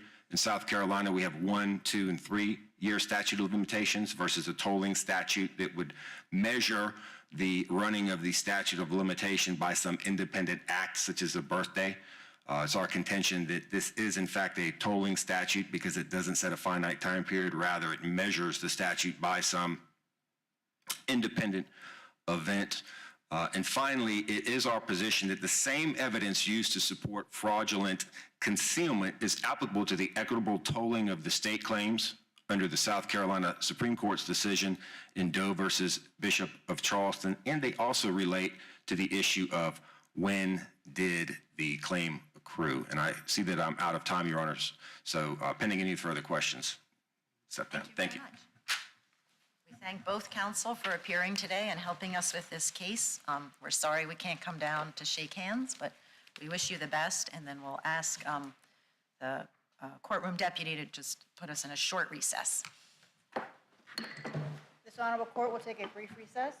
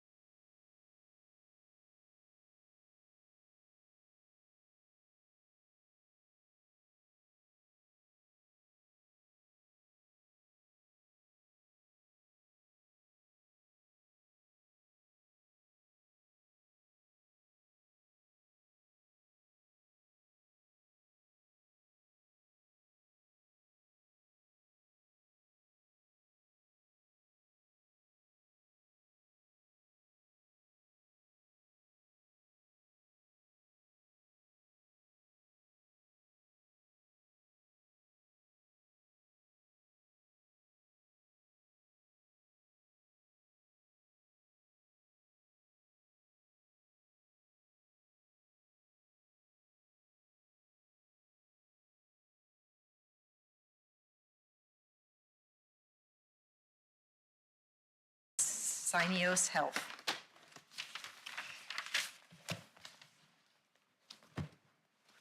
When you're ready. May it please the court, my name is Doug Willens. I represent the lead plaintiffs in this securities action against Syneos Health, which was formerly known as INC Research Holdings. And just for consistency purposes, I'll refer to them either as INCR or INC, which is the way we dealt with it in the briefing. The district court erred in dismissing our amended complaint for securities fraud claim on scienter grounds and our proxy Section 14A claim on materiality grounds. But before I jump into my scienter argument, I think it's just important we step back and briefly discuss what are the actual misstatements at issues here, because I think there was a disconnect between, certainly a disconnect between us and defendants as to the import of those misstatements, but certainly a disconnect between the magistrate court and the district court who issued differences of opinion regarding those statements. So the first misleading statements we allege are those relating to what is the best metric to evaluate this newly acquired commercial business that, and again, the entirety of the case focuses on INCR's acquisition of this private company called Inventive, which had this very lucrative and desirable commercial business. So the first statements, the leading indicator statements, as we refer to them in the briefing. Why do you, so you seem to make a move there, and so I'm trying to figure out why you're making it.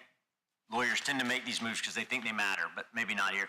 So the statement is that drug approvals are a huge leading indicator, but when you talk about it and you talk about it in your brief, you change that to say it's the best metric. Why does that matter? If I don't read that as at all saying it's the best metric, or that it's making a categorical judgment, but it's just saying that it is a leading indicator, right? Hence the word a. Does that matter for your argument? If I read their statement as saying in May of 2010 that one of the two things that they thought were important for their confidence, one of them was that new drug approvals were a huge leading indicator instead of the best indicator. Does that eliminate your I think the answer to that is yes and no. Our position is yes, they're talking about what the leading indicator for that business is. The leading indicator. Well, So we should read a leading indicator to be the leading indicator. well, in the May statements, they say a huge leading indicator. In the July statements, they say the leading indicator. When you get to September, they say new drug approvals, there's some correlation. It's a pretty strong correlation. Then they say it's a simple metric, but it's the best one we can give to you right now. So yes, they are saying it's the best metric. The no part of that is whether we're not disputing here that new drug approvals are important. Obviously, if they've got no new drug approvals, they've got no business. But if you assume that the statement is literally true, that it is a leading indicator, it's still misleading, because what it does is it tells the market that the leading indicator is this vast array of new drug approvals. In May at the time, it was 20, but what really drives that business is these large scale, what we call, or what defendants call 100 plus sales contracts. So there's a difference when you're saying. So when it says, and I don't have the statement in front of me, but it says that our confidence depends on two things, right? One, these new drug approvals, and two, our pipeline discussions. Why isn't the pipelines discussions give a reasonable investor a pretty good idea that the number of drug approvals standing alone is not the entire ballgame, right? Well, we're confident on this based on the new drug approvals and pipeline discussions, which means deals that aren't closed yet, right? Well, that gets to sort of the second and related misstatements that we allege, where they're saying, if you look at the new drug approvals and they're saying year-to-date 24, at the time they're making these statements, there is nothing in the pipeline. So what we're saying is it's a leading indicator because there's new drug approvals. What's the record to say there's nothing in the pipeline? The record is at the time, let's just say in May of 2017, they're saying new drug approvals are the leading indicator. There's 20 new drug approvals currently. At the time they made that statement, there's only been 2 bids put out by the commercial division on new drug approvals. So it's 20, they only bid on 2 and they Your lost. interpretation is that those 2, but also anything that any discussions that pre-exist a bid are not part of pipeline discussions? I'm not sure I'm understanding. But they're talking about their business going forward. So deals made in 2017 goes to their growth issues for 2018.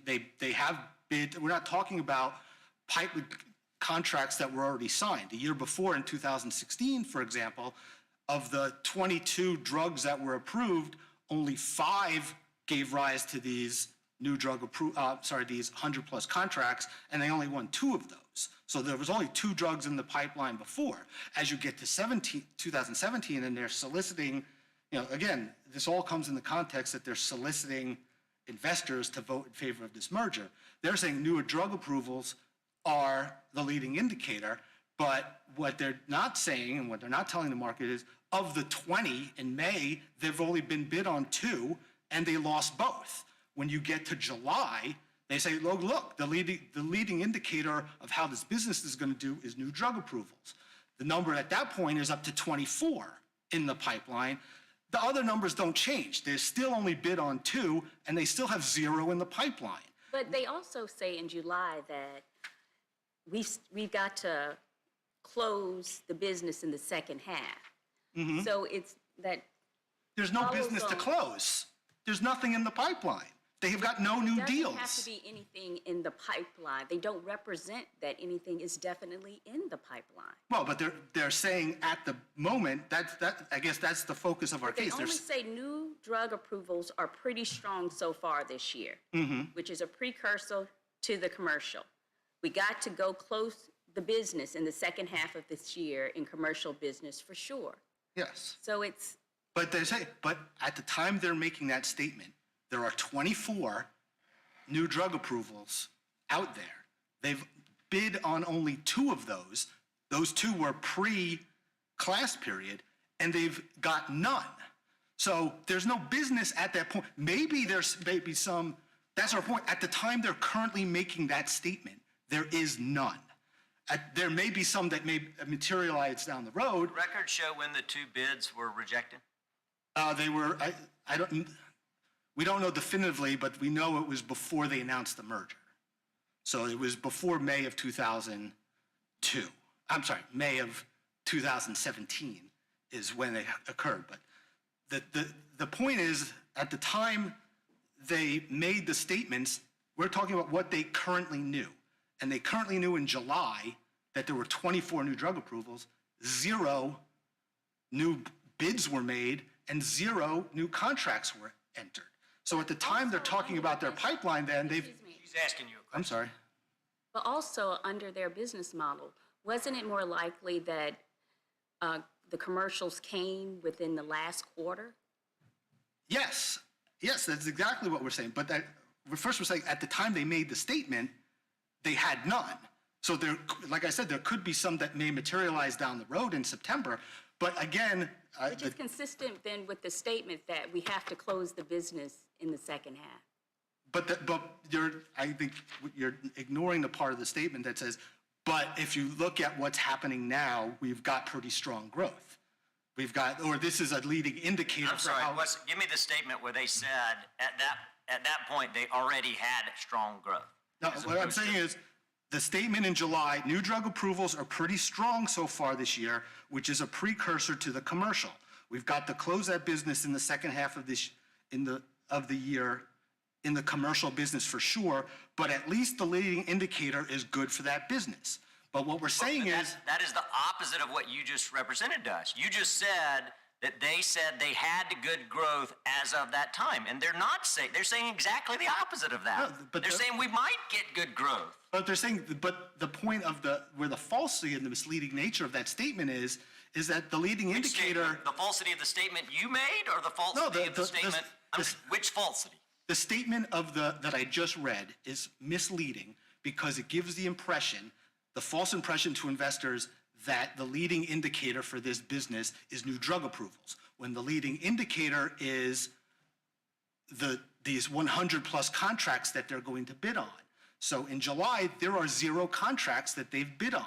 So that statement is false when they tie the growth of the rise of new drug approvals to potentially strong growth down the road. 0. Then to focus, Judge Giles, back on your point about late-end sales, and the district court focused on that, but what I'll point out to you is in November of 2017, when the class period ends, they make the statements that we say are the revelations of the truth.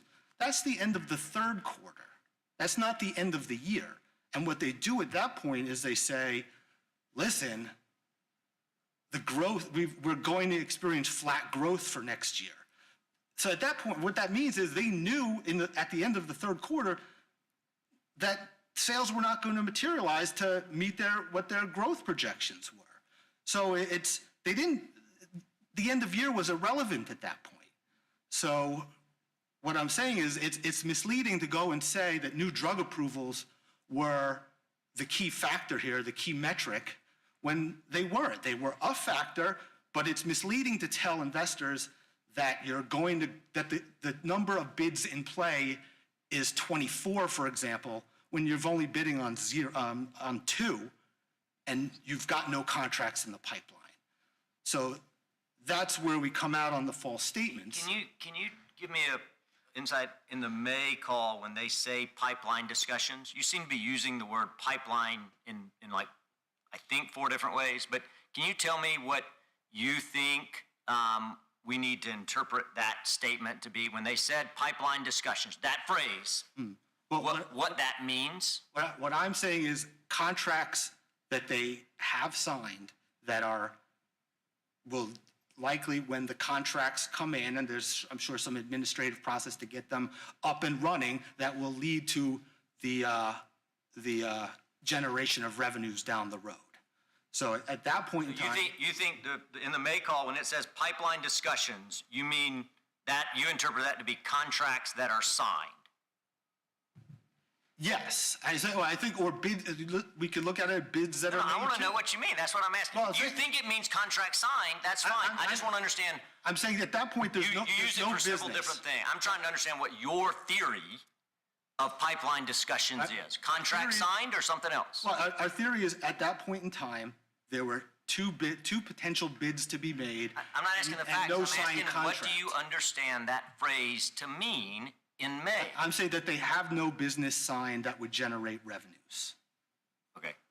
So the answer is contract signed. You're not deviating from that answer. No, well, I guess it's the whole process of did they make a bid?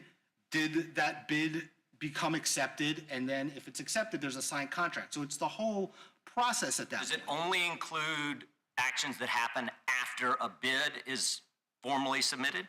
Or does it include discussions that happen before a bid submitted?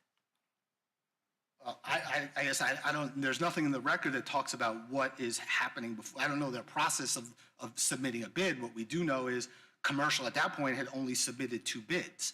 So when they're saying this universe of, Right, but 20, of 20 new drug approvals. You think it's from bid forward is the only thing that's included when it says pipeline discussions? Yes.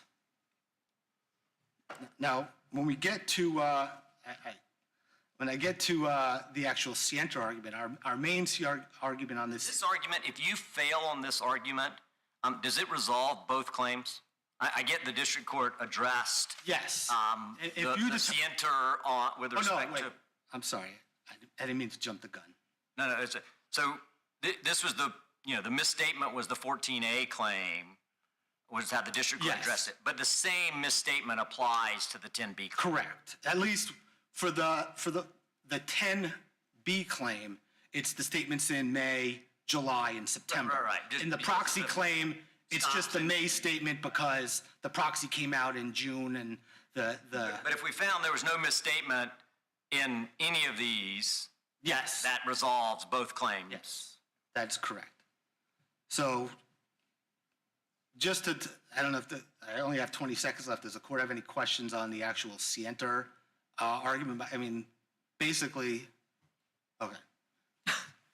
Thank you. I think you've got some time on rebuttal, I think, so, yeah. Mr. Frawley. Thank you, Your Honor, and may it please the court. It's Brian Frawley, along with my co-counsel, Joni Jacobson from Chicago and Lee Whitman from Raleigh, on behalf of defendants. The district court's decision should be affirmed for at least two reasons. As was alluded to a little bit this morning, this case is built upon misinterpretations and mischaracterizations of the actual statements.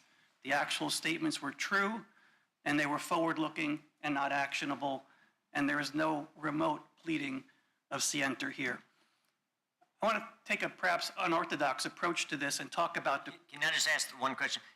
Is it, so the misstatement point resolves both claims, but does scienter resolve both claims, or is that only the 10B? So if we resolve scienter on 10B, do we still have to address the misstatement or omission because the 14A, or we have to address whether scienter is required in 14A? Your Honor, it depends on the conclusion you reach about the misstatement. If, as the district court ruled, that we believe is required by this court's Boykin decision from 2 weeks ago, that the statements are forward-looking, scienter applies to both claims. If the court believes that there is a non-forward-looking actionable statement, there's an open question about scienter under the Section 14 claim that hasn't been briefed, and I don't think is before this court today. The November statement that my colleague refers to... Counsel, sorry, just can you started by saying the statements are true and they're forward-looking and non-actionable. Are those sort of alternative arguments? Yes, they are, Your Honor. Okay. Because even if the statement is inaccurate, if it's forward-looking, it's not actionable. But if it is not actually a materially misleading statement, it doesn't matter if they're forward-looking. That's correct, Okay. Your Honor. The statement that precipitated this lawsuit, the oblique reference to 100-plus contracts that happened in November, if the court reads that statement, it says nothing remotely like what the plaintiffs have said. What Mr. Rush said is that what I'm going to tell you is directionable, and don't take my word for this. There's a lot of different things, but one of the reasons why our revenue projection for the following year fell 3 percentage points lower was because of a lack of larger business that we won so far this year. Now, the commercial division had over $1 billion of revenue. My colleague just argued repeatedly that they had no business. The lack of 100-plus contracts, as Mr. Rush described it, was just one of the reasons why, instead of having $1 billion, $10 million of revenue or $1 billion or $20 million of revenue, fell 10 or 20 or $30 million short. It went from mid to high single-digit growth to low single-digit growth. On $1 billion, it's a couple of tens of millions of dollars. This isn't a question that the company had no business. It's a question that the business it won didn't generate as much revenue. Besides that, it can't be a forward-looking metric as to whether or not the contracts you ultimately sign generate 10 salespeople or 100 salespeople.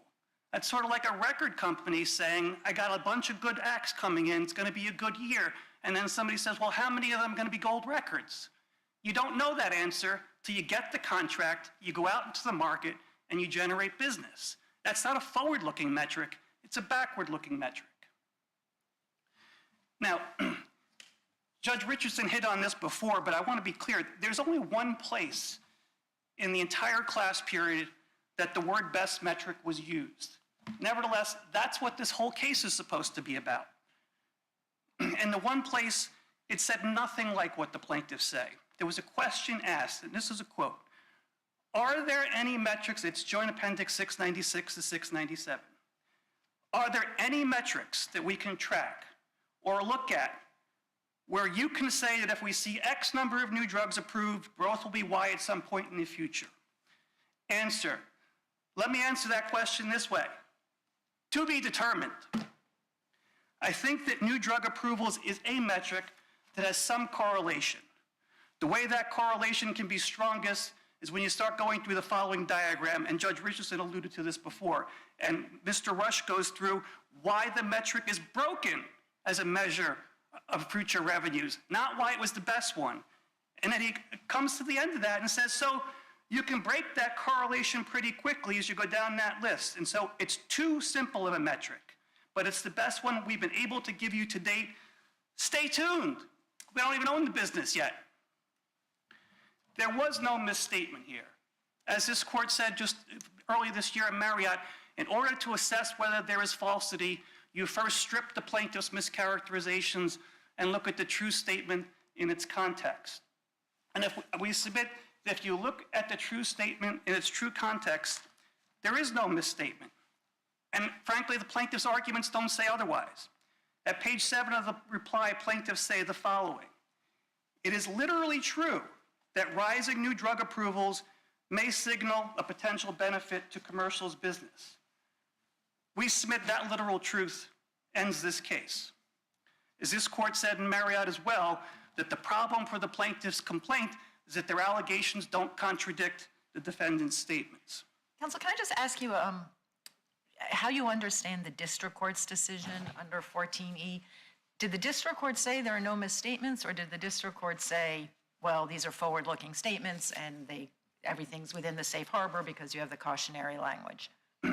I think the district court collapsed all of those findings together, which is proper under the securities laws because all statements have to be read in context. The context of one version of context is for a forward-looking statement is the bespeaks caution doctrine, but for any statement, it's read in context. And what the district court said at page 26 of the opinion, Judge Flanagan said the following: "Considering the total mix of information available to the reasonable investor, including the extensive and specific cautionary language provided by the defendants, the alleged misrepresentations and omissions were not materially misleading." And that's what we're here for. They weren't materially misleading, whether you look at them under the lens that they weren't false, or you look at them at the lens that they were forward-looking statements and covered by the bespeaks caution doctrine. So just kind of technically, you want us to affirm on the reasoning of the district court, or do you want us to affirm on a slightly different ground, which is who cares if they're forward-looking or not because they're true? I would concede, Judge Harris, that if the court finds that the plaintiffs have failed to plead falsity, full stop, that's a slightly different version of how the district court reached the absence of a material misstatement. But that doesn't mean that it's not brought before the court, because the district court found no material misstatement, whether it was because an omission was disclosed or because the statement... I'm just trying to figure out how these ideas work together, and I actually did think that the district court was kind of melding two things that kind of get you to the same place, but I just wanted to know how you were viewing that. Yes, and I think, Your Honor, that this court's Paradise Wire decision did a similar treatment to a proxy claim. It looked at the statements in their totality, because some were forward-looking, some perhaps not, and concluded that under this court's precedent and under the bespeaks caution doctrine that there was no actionable statement. But no matter which way you look at it, this court's decision from 2 weeks ago in the Boykin versus K-12 decision makes clear that these statements are forward-looking by any measure and therefore not actionable under this court's precedent. In Boykin, the court was addressing a situation where an online learning company said at the outset of the pandemic that school closings and other pandemic-induced events, current facts, bode well for our future revenue and future growth. That's exactly what the plaintiffs say happened here. Current events, which are not alleged to be inaccurate, that new drugs were on their rise, bode well for the future. It's a forward-looking statement under this court's decision from 2 weeks ago. It's a forward-looking statement under this court's decision in Robb from 30 years ago, where the defendant said new regulations was going to create a marketplace for our services that was going to fuel 20 to 30% growth over the next several years. Same thing, same result, forward-looking statements, not actionable. Beyond the statements, my colleague didn't get to the scienter. It was probably better for him because the claim here that there's pleading of strong inference of scienter on this record is not possible.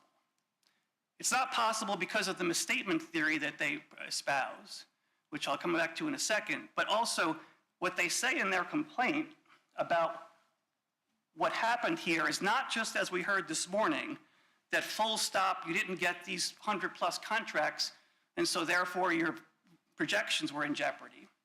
What they say in their brief and in their complaint is, for example, no other new contracts materialized during the remainder of the year. That's their opening brief at 50. the defendants didn't gain new business sufficient to compensate for their failures. It's paragraph 8 of the complaint, page 28 of the joint appendix. The expected revenues did not materialize because they didn't make up for their failures. That's plaintiff's brief at 30. When the deal was struck, there was only 1 quarter of business under the belt. The statements in May were talking about a business, as Judge Harris alluded to, that was weighted towards the end of the year. Revenues were weighted towards the ends of the year. And by its nature, drugs are being approved. Opportunities are coming to market. As Judge Richardson said, what's the pipeline? The pipeline is opportunities. Opportunities only mean revenues if you convert them to customers. Can you, I asked your colleague how he wanted us to interpret pipeline discussions, and he wanted to interpret that, it seems to me, very narrowly to only start once a bid has been made. And I guess I'm curious your take on, how, I think what we're basically asking is how a reasonable investor would understand the phrase pipeline discussions. I think the reasonable investor would apply the dictionary meanings of plain English. What is said there, and this is paragraph 99 of the complaint that's quoted in full, it's also in the appendix at 238.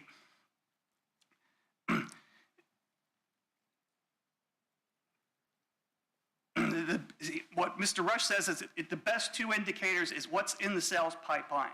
Think of a software company. A software company has no backlog when they start the year, and they build their forecasts. Their analysts figure out what the revenue is going to be based on 2 things: where the market's going, and what's that company's particular spot in the market. So Mr. Rush reiterated right after the statement that they say was suggesting that new drug approvals was a harbinger of great success for the defendants.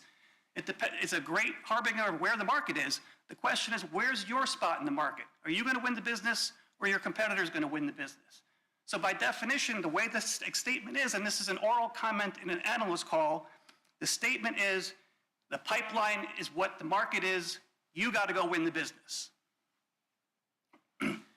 Now, in terms of Sienter, again, you haven't seen in the briefs, and obviously my colleague didn't get to it this morning, but there is no case from this court ever that supports anything about the Sienter theory here. Again, 2 weeks ago in Boykin, this court ruled that a statement that's not clearly false is a strike against Sienter. By any measure, this statement was true, but in plaintiff's best case, as they argue in their reply, they were entitled to inferences from an ambiguous statement, and so their argument itself hampers their Sienter theory. Perhaps more importantly, there is no theory, allegation, or inkling of motive to defraud here. And this court has said time and time again, including in Triangle Capital, while the absence of motive isn't fatal, it weighs heavily in the Sienter balance. Beyond that, securities cases are usually filled with confidential witnesses and documents and statements. One of the few cases that this court recently has found Sienter to be pled in the Zach case, which is referenced in the plaintiff's brief, the defendant said something about what happened in a meeting with the FDA that was contradicted by the official statement of the FDA about what happened in the meeting. Now, there's nothing like that here. There's no document, no confidential witness, no prior statements, nothing that suggests that the defendants had any knowledge of what the plaintiffs say. And of course, it's hard for them to do that because they fabricated the misstatement, so you couldn't possibly have had knowledge about it. Beyond the lack of allegations of any cogent or compelling inference of fraud, as the court is aware, even if you get to that point, you next have to, under Tell Labs, balance the competing interests, competing non-fraud inferences against whatever inference of fraud may exist. And we submit there are none. The statements were ambiguous at best. There's no motive to defraud here. The company was candid about the infirmities in this metric and how it was an imperfect metric and how it would only result in revenues if it went out and won the business. In KBC and again in Yates, this court has ruled consistently that a company's candor about its statements militates against Sienter. In Ottman, this court found that statements made by a company in the midst of integration of about a merger militates against Sienter. And this is probably the most important part of this. INCR didn't own this business until August 1st. A month into the third quarter, my colleague this morning was referencing the fact about this was the third quarter. INCR bought the business 1 month into the third quarter. In its earnings announcement for that quarter, it adjusted its future guidance. The securities laws are based on periodic reporting, and they gave that report at the earliest opportunity when they owned the company. And unless the court has further questions, I have nothing further. Thank you. Thank you, Your Honor. Thank you, Your Honor. I'll return to where I started in the brief, which is when you look at cases like this, as the Fourth Circuit instructs, you look at context and you look at common sense. So the context of the statements that we're alleging to be misleading here were made with respect to they're trying to solicit investors to vote in favor of the merger. So what we're talking about here is they're trying to sell the company. They're trying to, and again, as defendants admitted at the end of the class period, this was a private company they purchased. So investors were flying blind as to what was going on. So when they say the leading indicator of this business is new drug approval, and my colleague says, well, I'm fabricating the falsity of that, what we're saying here is that even if you say that it's literally true, that it is a leading indicator, it's still misleading because it gives investors a false impression of the types of business that commercial was going after. They were only going after large-scale contracts. So of the 20 or so bids that were, or 20 or so new drug approvals that were out there, they're only bidding on 2. So if you want to call it motive, I mean, what they're trying to, they're trying to sell the business. This is a $4.6 billion acquisition. It doesn't look good to investors to say, we're buying this company for $4.6 billion, but at present, we have got no business in our pipeline. Can I ask you about motive? Because I just, it's not my thing. So I may be missing something, but to show that they knew this was false, or at least were reckless about it, but possibly that they knew it, depending on whether we think these are forward-looking statements, why would they have been trying to get investors to approve a purchase of a company that they actually knew was not very well set up for future earnings? Well, what's the point? We're not saying that again, this is not a case about business that didn't materialize down the road. We're saying they didn't make projections that didn't come true. What we're saying is this was a successful business before.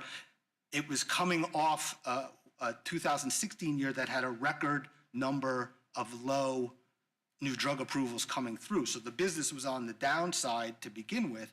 So when we're looking at why are you selling this, what are you selling this company about that you purchased for $4.6 billion to investors, we're looking at, well, what is in the pipeline? What are the number of contracts that you're bidding on? So it's not that they were trying to mislead the market about how, our case is not about their business judgment in purchasing this company. We're not saying that at all. We're also not saying that, well, they didn't integrate these 2 companies properly. What we're saying is at the time they were making these statements to investors, the business wasn't what they thought it would be. The internal numbers were not matching with what was coming in for the business. And how do we know that? Or how do we say that defendants... So if your theory is true, why did they want the merger approved? Well, I think there certainly could be a time down the road where these new drug approvals will generate, or they will be able to bid on these large-scale contracts. And as a matter of fact, as soon as the class period ended, they changed the historical business model of this commercial business, because this was a company that relied heavily on these large-scale contracts. So if they didn't show up, they were subject to huge revenue That's swings. true. That's just what they have said. Like, what I'm having trouble understanding is it sort of goes back to what is their motive. And I know you made a motive argument below, but you've abandoned that on appeal. So I can't understand what their motive is. Well, we don't have to plead motive. We just have to... I'm not saying you have to, but you said if you're the one that brought up motive in argument, saying- right? You said their motive was to get them to approve the No, they're work trying, report. they entered this deal, they spent 5 months scrutinizing it through So due that's the diligence. motive, like basically time sunk, like, oh, we put all this time Well, no, into but it. they've already committed to spending the $4.6 billion. At the time they make the statement in May, there's no contracts. So we say, okay, well, we don't want to go and tell the investors that we just spent $4.6 billion on a contract, on a company that They presently. hadn't spent it if it's not approved. True, but they're trying to say, I mean, that's what the agreed upon purchase price was. I mean, yes, if investors don't approve it, it's not going to go through, but they're still trying to give the company that they're purchasing the best light available. And at the present time, there were no contracts that would generate revenues for 2017. They still had contracts from prior years that were generating revenue. So to defendant's point, there was prior revenues, but what we're saying is, for what they were saying the growth was going to be in 2018, there was nothing that they knew about that would sustain those figures. Right, sorry, I'm having a little trouble seeing the clock. Thank you very much. We appreciate it. Thanks to all counsel for helping us with this case. We're sorry we can't come down to shake hands, but we wish you all the best. Thank you, Your Honor. Thank you, Your Honor.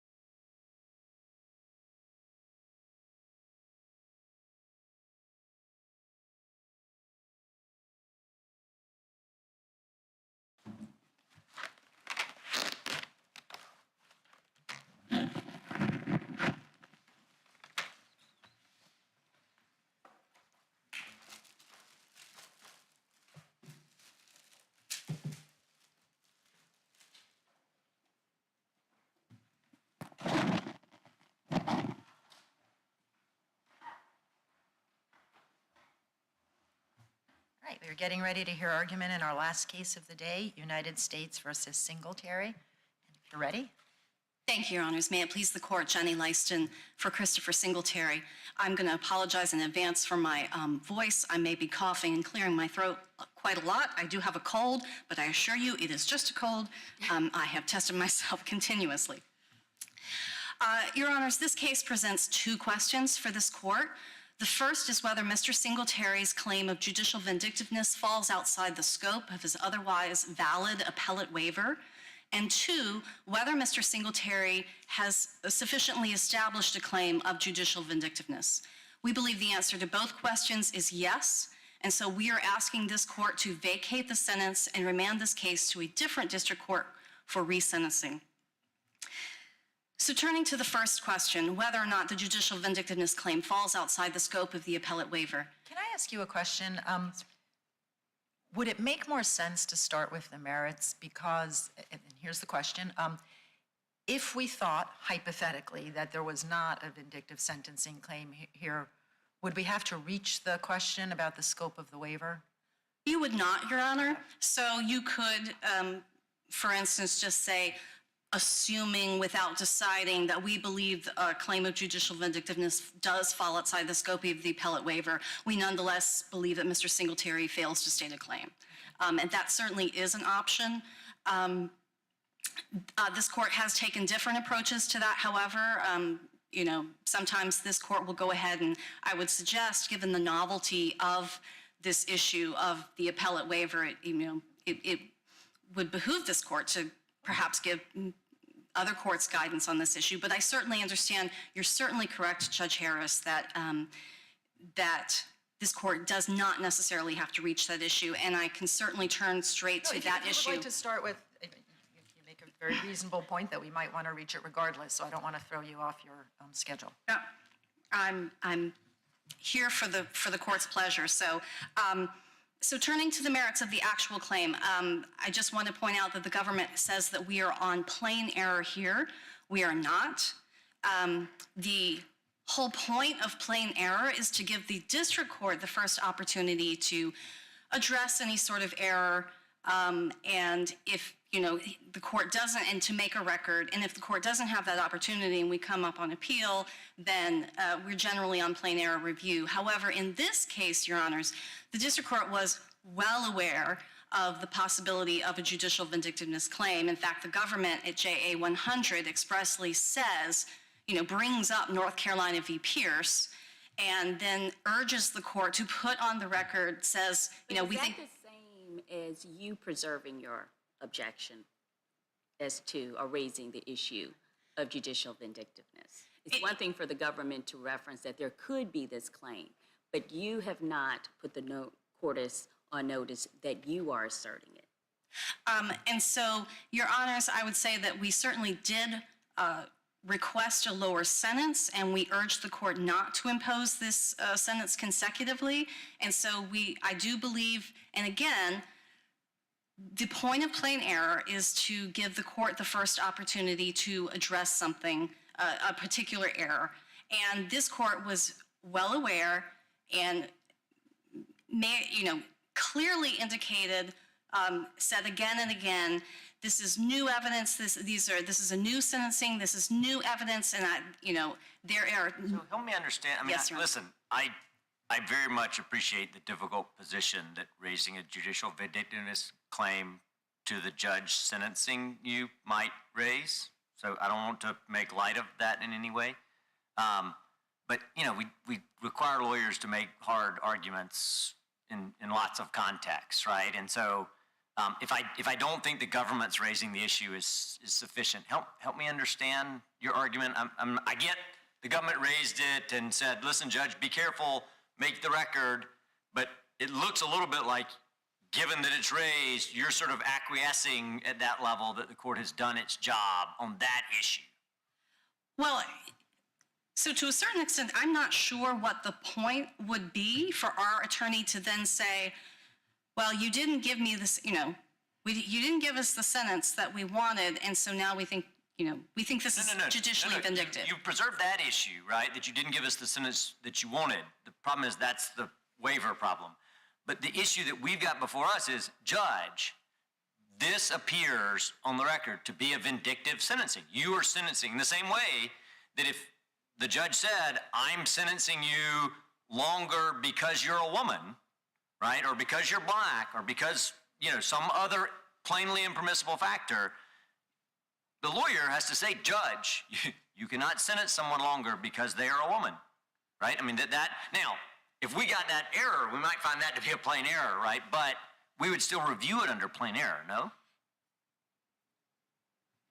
And so, Your Honor, I think, again, I don't know what else the court could have put on the record that we don't already have here to justify the sentence. We don't know because you didn't raise that objection, right? That's the challenge we've got. The reason we review things on plain error is because if it's not raised to the district court judge, we don't know what more the district judge could or would have put on the record.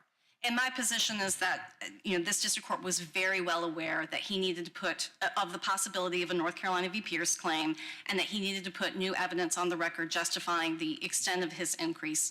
But even if we are on plain error, yes. So I'm clear about what you're asking us to hold. Not that vindictive sentencing claims are never, you want us to say that in this case, in light of these particular facts. Yes, Your Honor. Okay. Yes. But even if we are on plain error, Your Honors, I believe that we satisfy that standard.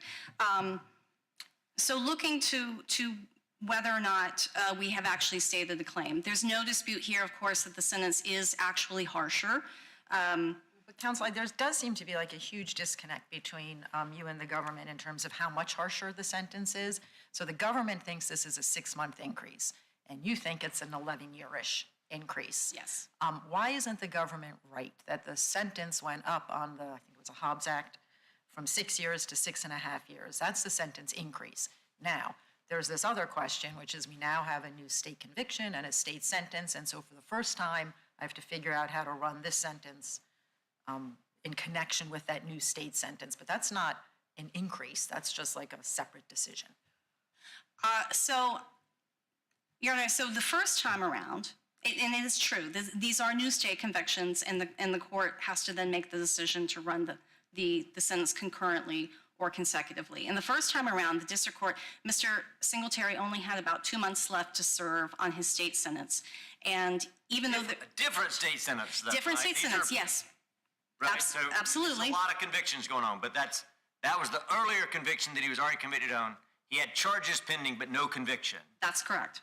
Correct. And also with respect to that first time that the court ran it concurrently, it was at the request of defense counsel at sentencing. And that was based on getting credit for the time that the defendant was in custody while pending these charges, the federal charges, correct? And so even though there were, Mr. Singletary only had 2 months left to serve on that state sentence, the district court nonetheless said, yeah, we'll go ahead, we'll run it concurrently.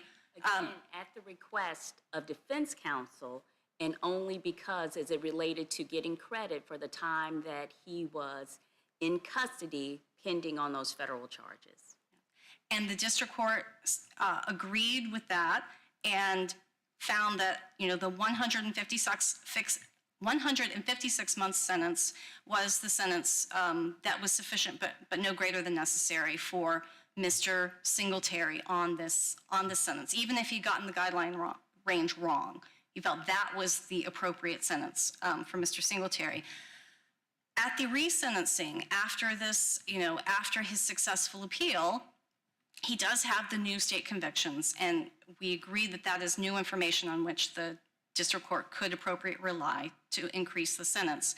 The district court decided to run this federal sentence now consecutively to this new extremely long state sentence, even though the state court had announced that it was fine with running his state sentence. But that's the state court's decision. That is, And absolutely. now this district court can make a different decision. Right. And so the question is then, do we really think that Mr. Singletary is this new information sufficient to warrant we contend it is a dramatic increase to his sentence. To running his federal sentence consecutive to the new state sentence, we believe is a increase to the sentence, and I really don't have a whole lot more to say about that. Just as, I'm trying to figure out a little bit of sort of maybe background, taking a half step back.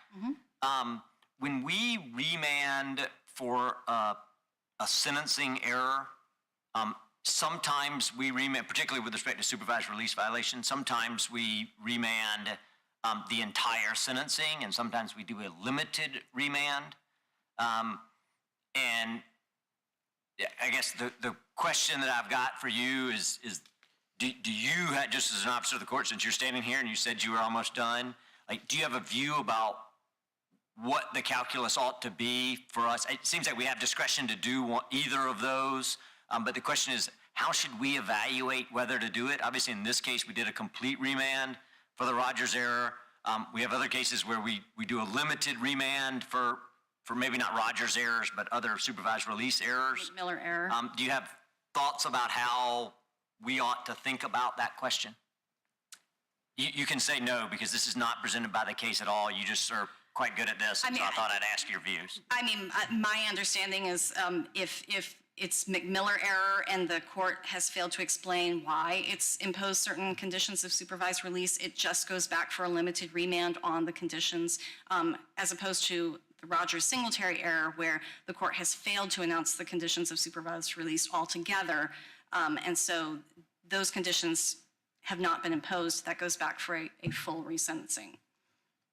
Is it? I'll let you, I'll stop. Your Honor, our basic contention here is that the two new pieces of information that the court had, which was Mr. Singletary's admittedly poor performance in prison, and the new state conviction simply do not warrant an increase of this magnitude. And I would encourage the court to look at Mr. Singletary's infractions. They do go all the way back to 2015, which was 4 years before the federal sentencing, when he's 19. And it's not a great record. Mr. Singletary's not made it easy for us at all. But he is a very young man, and particularly in conjunction with the very unusual hearing that we had in front of this district court and the unusual frustration that this district court expressed with Singletary resentencings. I think it does raise at least the public perception of a vindictiveness motivation on the part of the court. Yes, Your Honor. Was the judge frustrated by the resentencing itself, or was it more so, when I read the record, it seemed to be the position of the U.S. Attorney's Office conceding error, because what the judge said was, I want to get this right. And so if I'm doing something wrong, let me know as I'm doing it so I can fix it. And so you never complained, and then you went, and you conceded error. So what's going on? But it seemed that the frustration was focused there. Am I reading that? I think the district court certainly was frustrated with the government. However, I think the district court was also frustrated with the Singletary decision itself, which, said it's baffling. And I know that the cold transcript does not adequately reflect things like, tone of voice or decibel level or, district court's facial expressions. But I think you can at least pick up on some of the parts of the transcript where, everyone is trying to calm the court down and saying, we're just as frustrated as you. Singletary's a blow to all of us. But when we look at, it at least appears that in a number of these other, Singletary type remands, this particular district court judge did not change the sentence because there were not aggravating or didn't appear to be aggravating factors that were argued. When you look at the other Singletary cases, we don't see a scenario, right, where, he's increasing everybody's sentence that's remanded on Singletary, right? He's increasing the guy who's got a new conviction and has terrible performance in prison. And is the poster child for Singletary resentencings, is the Christopher Singletary. And I think the important part about vindictiveness as well is the public perception and the chilling effect that these have on all defendants. And I can tell you it certainly had a chilling effect in our district. If we know that... You could come up, this is sort of why I was asking the question earlier. You could come to this court and ask for a limited remand.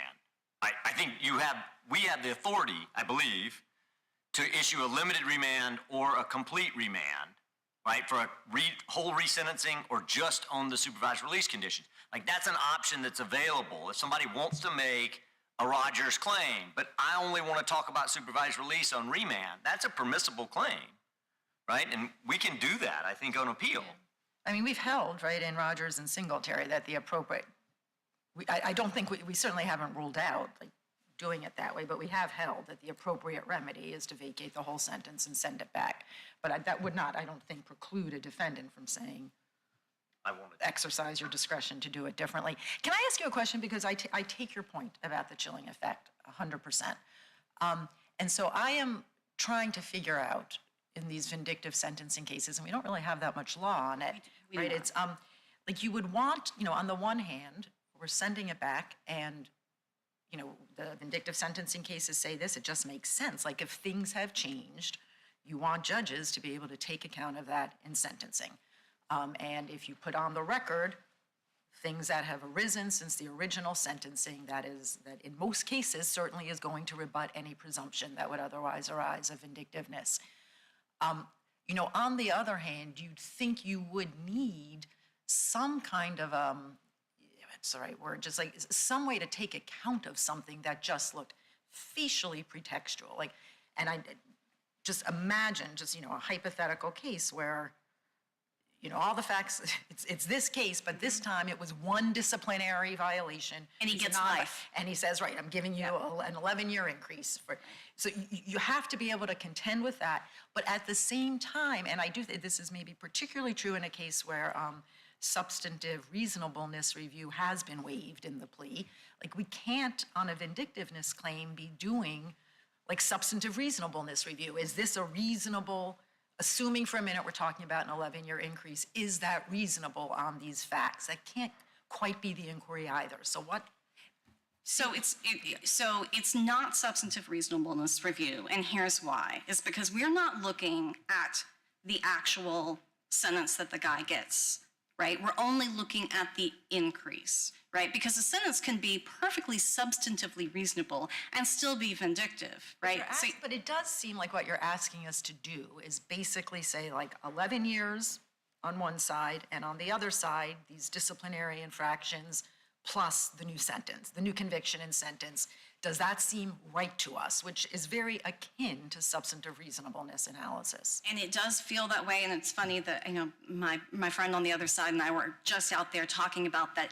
This is why this case is very interesting, but also very frustrating because, as you say, Judge Harris, there is so little case law out there on this issue.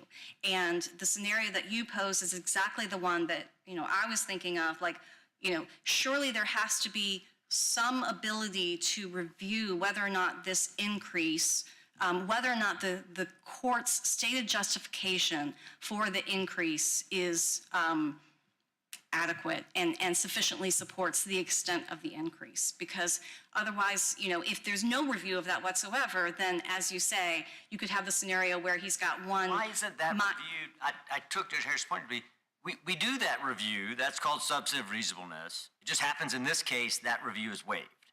And so in this context where you've got a plea waiver, we don't do that substantive review. But it's not that that review is not available. It just happens to be waived here. And again, I don't think it's substantive reasonableness review because, again, we're not looking at the sentence, we're looking at the increase. So in United States versus Aberrant, for example, Judge Harris, you were on that panel. The guy, the first sentence he got was a downward variance of like 200 months. And then at resentencing, the court gave him 240, which was a within guidelines sentence. Both of those sentences are perfectly reasonable, but the court at the second sentencing didn't give any reasons to justify the increase in the sentence. And so, the presumption applied. Yeah, Your Honor, I know that I see I'm over my time, so I will. That was on us. You still have your rebuttal time. Thank you, Your Honors. Mr. Bragdon?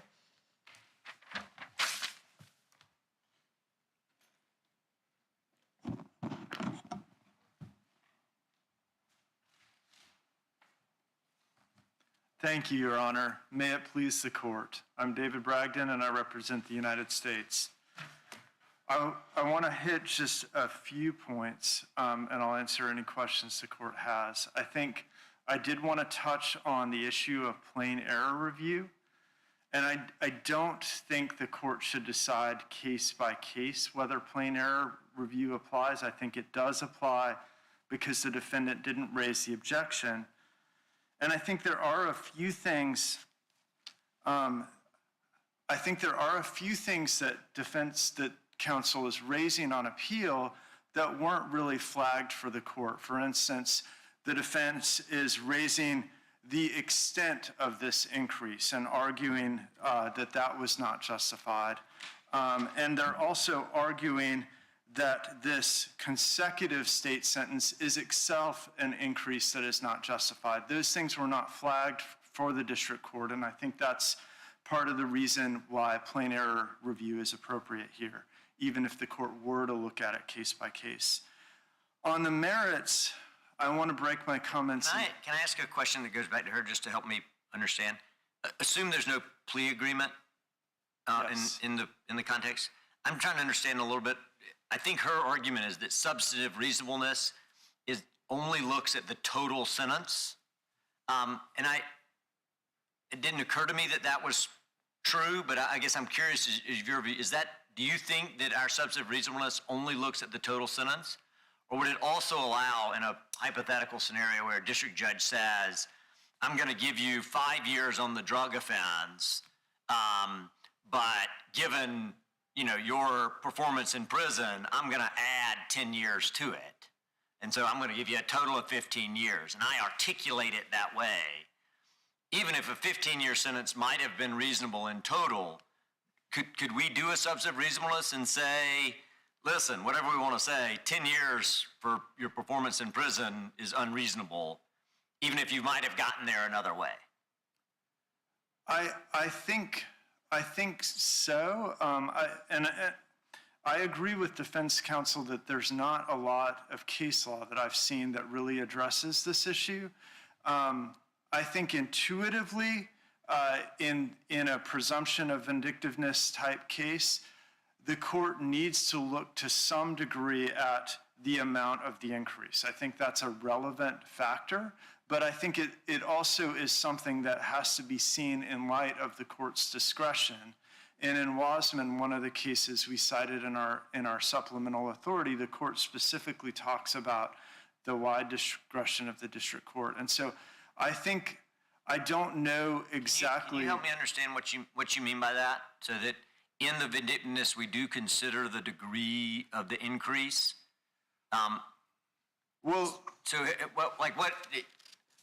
is a hypothetical where we might, so consider it, right? So if it went back on remand and the judge said, well, you have this violation where you didn't wear the right shoes, and so I'm gonna add 10 years to your sentence. How would that factor into our vindictiveness analysis? Obviously, that's a stylized hypothetical, but even taking that hypothetical, how would you put that into the vindictiveness inquiry as opposed to a substantive reasonableness inquiry? So when the government is rebutting the presumption, it rebuts it through, quote, objective information justifying the increased sentence. And I think the court could read that two ways. I think on the one hand, it could say, well, if there's objective information, which this new prison infraction would be, that's all we need to look at. That's the end of the analysis. Or it could say, within the district court's deference, the objective information needs to justify the increase. So it's got to, in some way, be proportionate with the amount of the increase. Well, which is the government's position in this case? Which should we do?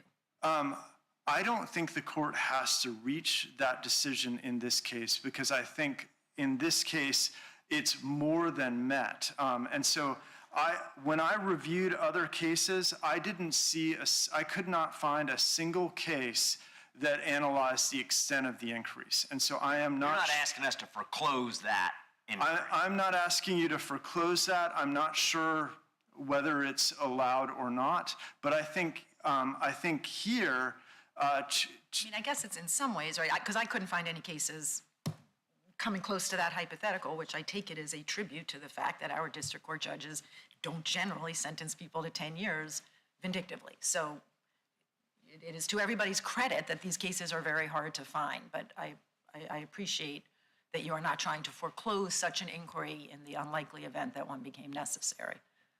Yeah, it would be a very odd— if that hypothetical occurred, it's hard for me to imagine the government arguing, no, you can't consider the extent at all. I mean, it seems like that kind of extreme situation, you might want to take a close look at that. But I don't think it's presented in part because here. Rebutting the presumption of vindictiveness requires looking at the degree of vindictiveness and the rebuttal, the value of the rebuttal evidence.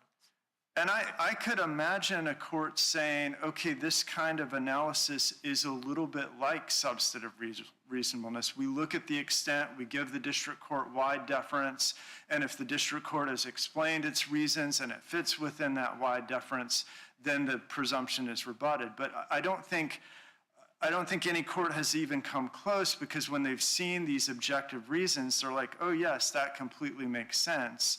And I think we have that here as well. But when you look at the infractions in this case, they do seem to reflect some immaturity just on this side of this defendant. There were incidents with, some of them like getting in a fighting stance with the guard, but they described it as playful, and the guard didn't find it threatening at all. They talked about him, the paddle incident actually involved not him, I think, going after a prison official, but going after another inmate. And even then, it's not clear that it was whether or not it was in play or whether it was not. I mean, there's a range of infractions there, disobeying orders and things like that. And it appears to be a lot when you consider the number. But when you start looking at the type of infractions, they are, especially the ones that occurred in which the court focused on, because he talked about the 16 infractions that had occurred between the first sentencing and then this new sentencing, but those in particular seemed milder.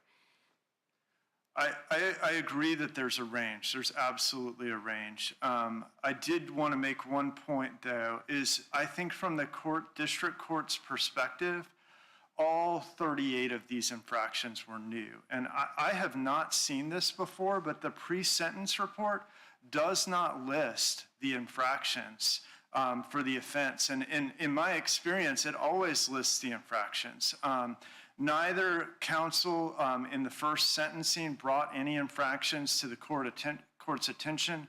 The court didn't mention any of them. And so I think when it comes back to resentencing— Were the infractions just first mentioned in the government's position paper?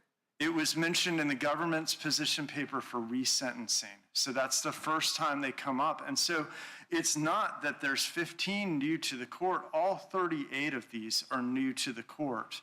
And when I look at it— Is there any restriction on when we remand for a full resentencing?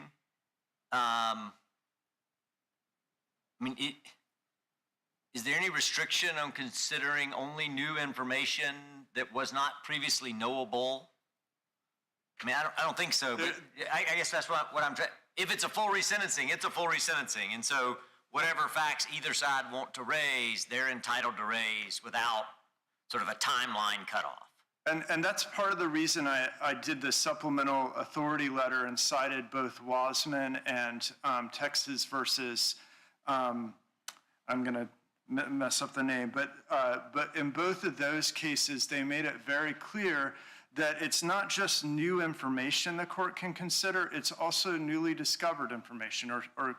And even Pierce specifically identifies a defendant's prison record as the sort of information the court can consider. And so I think that absolutely it can consider that. And I think when it does consider that, you have, an incident where he's chasing around a prison guard with a 4-foot metal paddle trying to assault her. You have an incident and assault 2 other inmates. In that same incident, he spits on one of the inmates after he's restrained. You have a situation where he and a group of other inmates beat up an inmate, causing bruises and cuts to the inmate's face. You have 4 masturbation incidents, and one of them is harassing the guard where he says, "Come back to the door so I can finish." And even things as seemingly innocuous as offensive language, the actual language was "bounce those titties." And so this is a defendant who's creating a very hostile environment for the guards and the prison officials around him. He's threatening them. He's possessing weapons on 3 occasions. And so— Can I ask you a question? So we're talking about these infractions, and it does seem that some of this might turn on whether you think that is sort of sufficient to rebut a presumption that would arise from a 6-month sentence increase, or whether you're asking whether it's sufficient to rebut a presumption that otherwise would arise from an 11-year increase. So what are we weighing it against in this case? I appreciate that question, Your Honor. I did want to get to that. So what I would say is the presumption of vindictiveness applies to the 6 months. The presumption of vindictiveness does not apply to running the sentence consecutive with the state sentence. And in deciding whether the presumption of vindictiveness applies, what the court asks is they look at the situation You have a question. Oh, sorry, Your Honor. Does that change, though, when we have the government saying, when the court has said, I'm thinking about a variance here, and then we have the government saying to the court, no, don't do it that way because then there's a judicial vindictiveness claim. Do it this way by making these sentences consecutive. First of all, I don't think so. I think the answer is no to that. And I would say a couple things. I think there's no evidence here that the court, was ever inclined to run this statement concurrently, or that it followed, that it did that only because the government suggested that.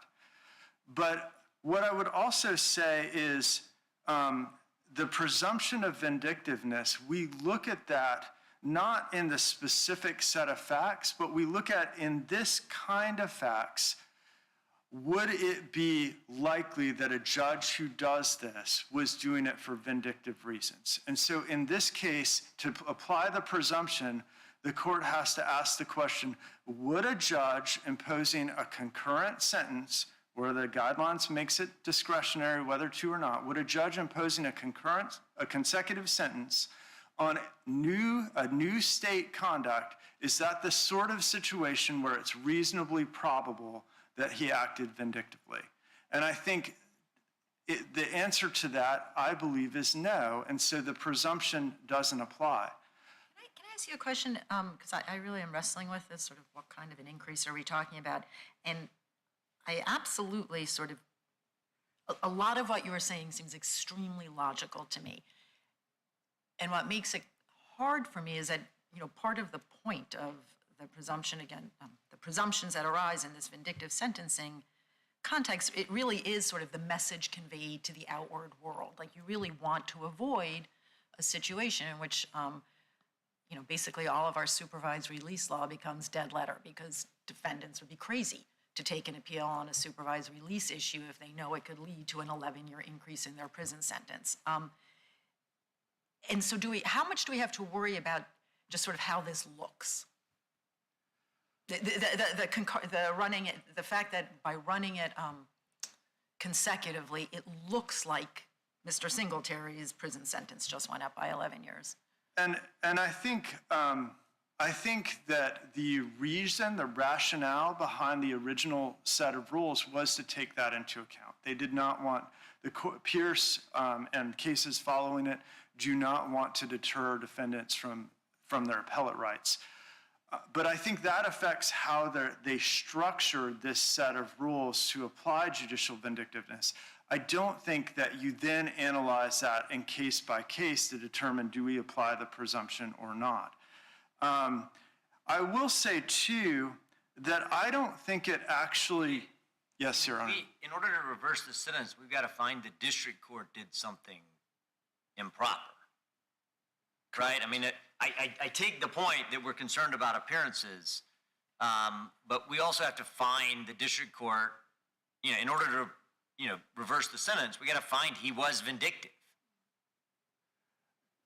That's right. I mean, I think there's a presumption, if the presumption of vindictiveness were to apply, which we think it applies only to the 6 months, but if let's say it applied to everything, the district court still said a lot to rebut that, and the court would have to determine, no, that's not enough. We still think you acted vindictively in spite of what you said. Well, technically, I think what we would find, and I think this is one of the reasons the Supreme Court has given us this set of somewhat unwieldy and under-explained set of presumptions, is what we would say is there is a presumption of vindictiveness, and that presumption has not been rebutted, which does spare us ever so slightly from saying this district court sentenced vindictively.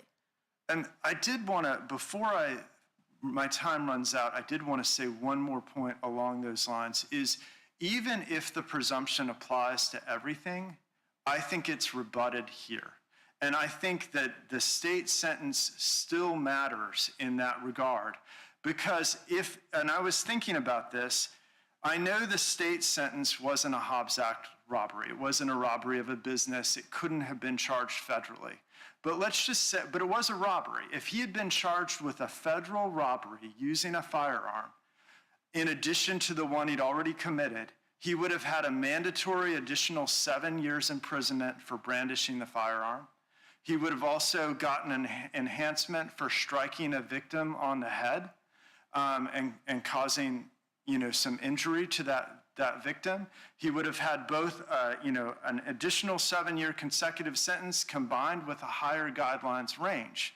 And so when the court, looking at this completely additional crime that it didn't take into account the first time, combines that with all of these prison infractions, that's what we look at in deciding whether or not it's rebutted. And so I think, I do think that regardless, the court did rebut it here. Unless there's further questions from the court, I would ask the court to affirm. Thank you very much. Just briefly, Your Honors, Judge Harris, Judge Giles, I think you're right to focus in on this, the chilling effect that this potential sentence has on other defendants and even the public perception of the appearance of judicial vindictiveness. Because I can tell you that everyone that I've kind of talked to about this case, when I tell them, here's what he got the first time, here's what he got the second time, their immediate reaction is, oh my God, did he shank somebody? I'm like, well, no, but, that's the immediate sort of public reaction to hearing, an increase of this size. And they, it just doesn't make I certainly respect the government's position that, this was perfectly fine. And if you don't think that this amount of increase, this increase is, if it doesn't give you any kind of pause, then, I really can't get around that. I mean, I think we're just dead in the water, but there's definitely been a chilling effect. We certainly advise our clients now, if they're going back in front of this district court judge, we're not gonna, we try to talk them out of the appeal because it's just too much of a risk. Judge Stazza also, I agree. Shouldn't you really be saying, like, you shouldn't appeal if you're going to continue to commit violations and be convicted of another armed robbery, right? Like, I mean, that's the advice you ought to be giving is, if you're teaching GED classes in school, in prison, and you're, doing all the things that you should be doing, then appeal seems like a good idea. But if you're going to be a bad actor, you should not appeal. Right. And our hope, of course, is for our clients to do well I know, in but prison. I mean, it's not that you should never do it. It's just you shouldn't do it if you're going to act in those ways, right? And we try to pull the prison records now, right, to see if this guy has a single infraction, then no, it's not worth it. Before I forget, I just wanted to, and I know you guys would not expect me to bring this issue up, but the second issue, the Hobbs Act robbery, crime of violence issue, I just wanted to note that another panel of this court in a case called United States versus Larry Pios, that's P-Y-O-S, it's number 17-4269, has ordered supplemental briefing on the question of whether Hobbs Act robbery remains a crime of violence in light of the Supreme Court's new decision in United States versus Taylor. So I just wanted to bring that to this panel's attention. This panel could also order supplemental briefing on the issue. It could put this case in abeyance for that, for the other decision. I simply wanted this panel to be aware of it.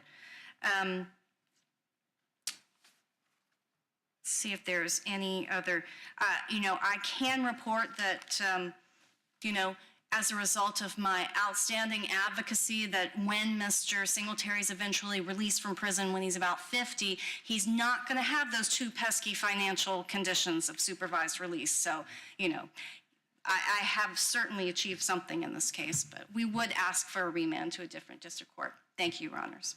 Thank you very much. Oh, should I have any other No. questions? Okay, sorry. Thank you very much. We thank both of you for being here today. We are sorry we cannot come down to shake hands, but we very much appreciate your fine work in this case.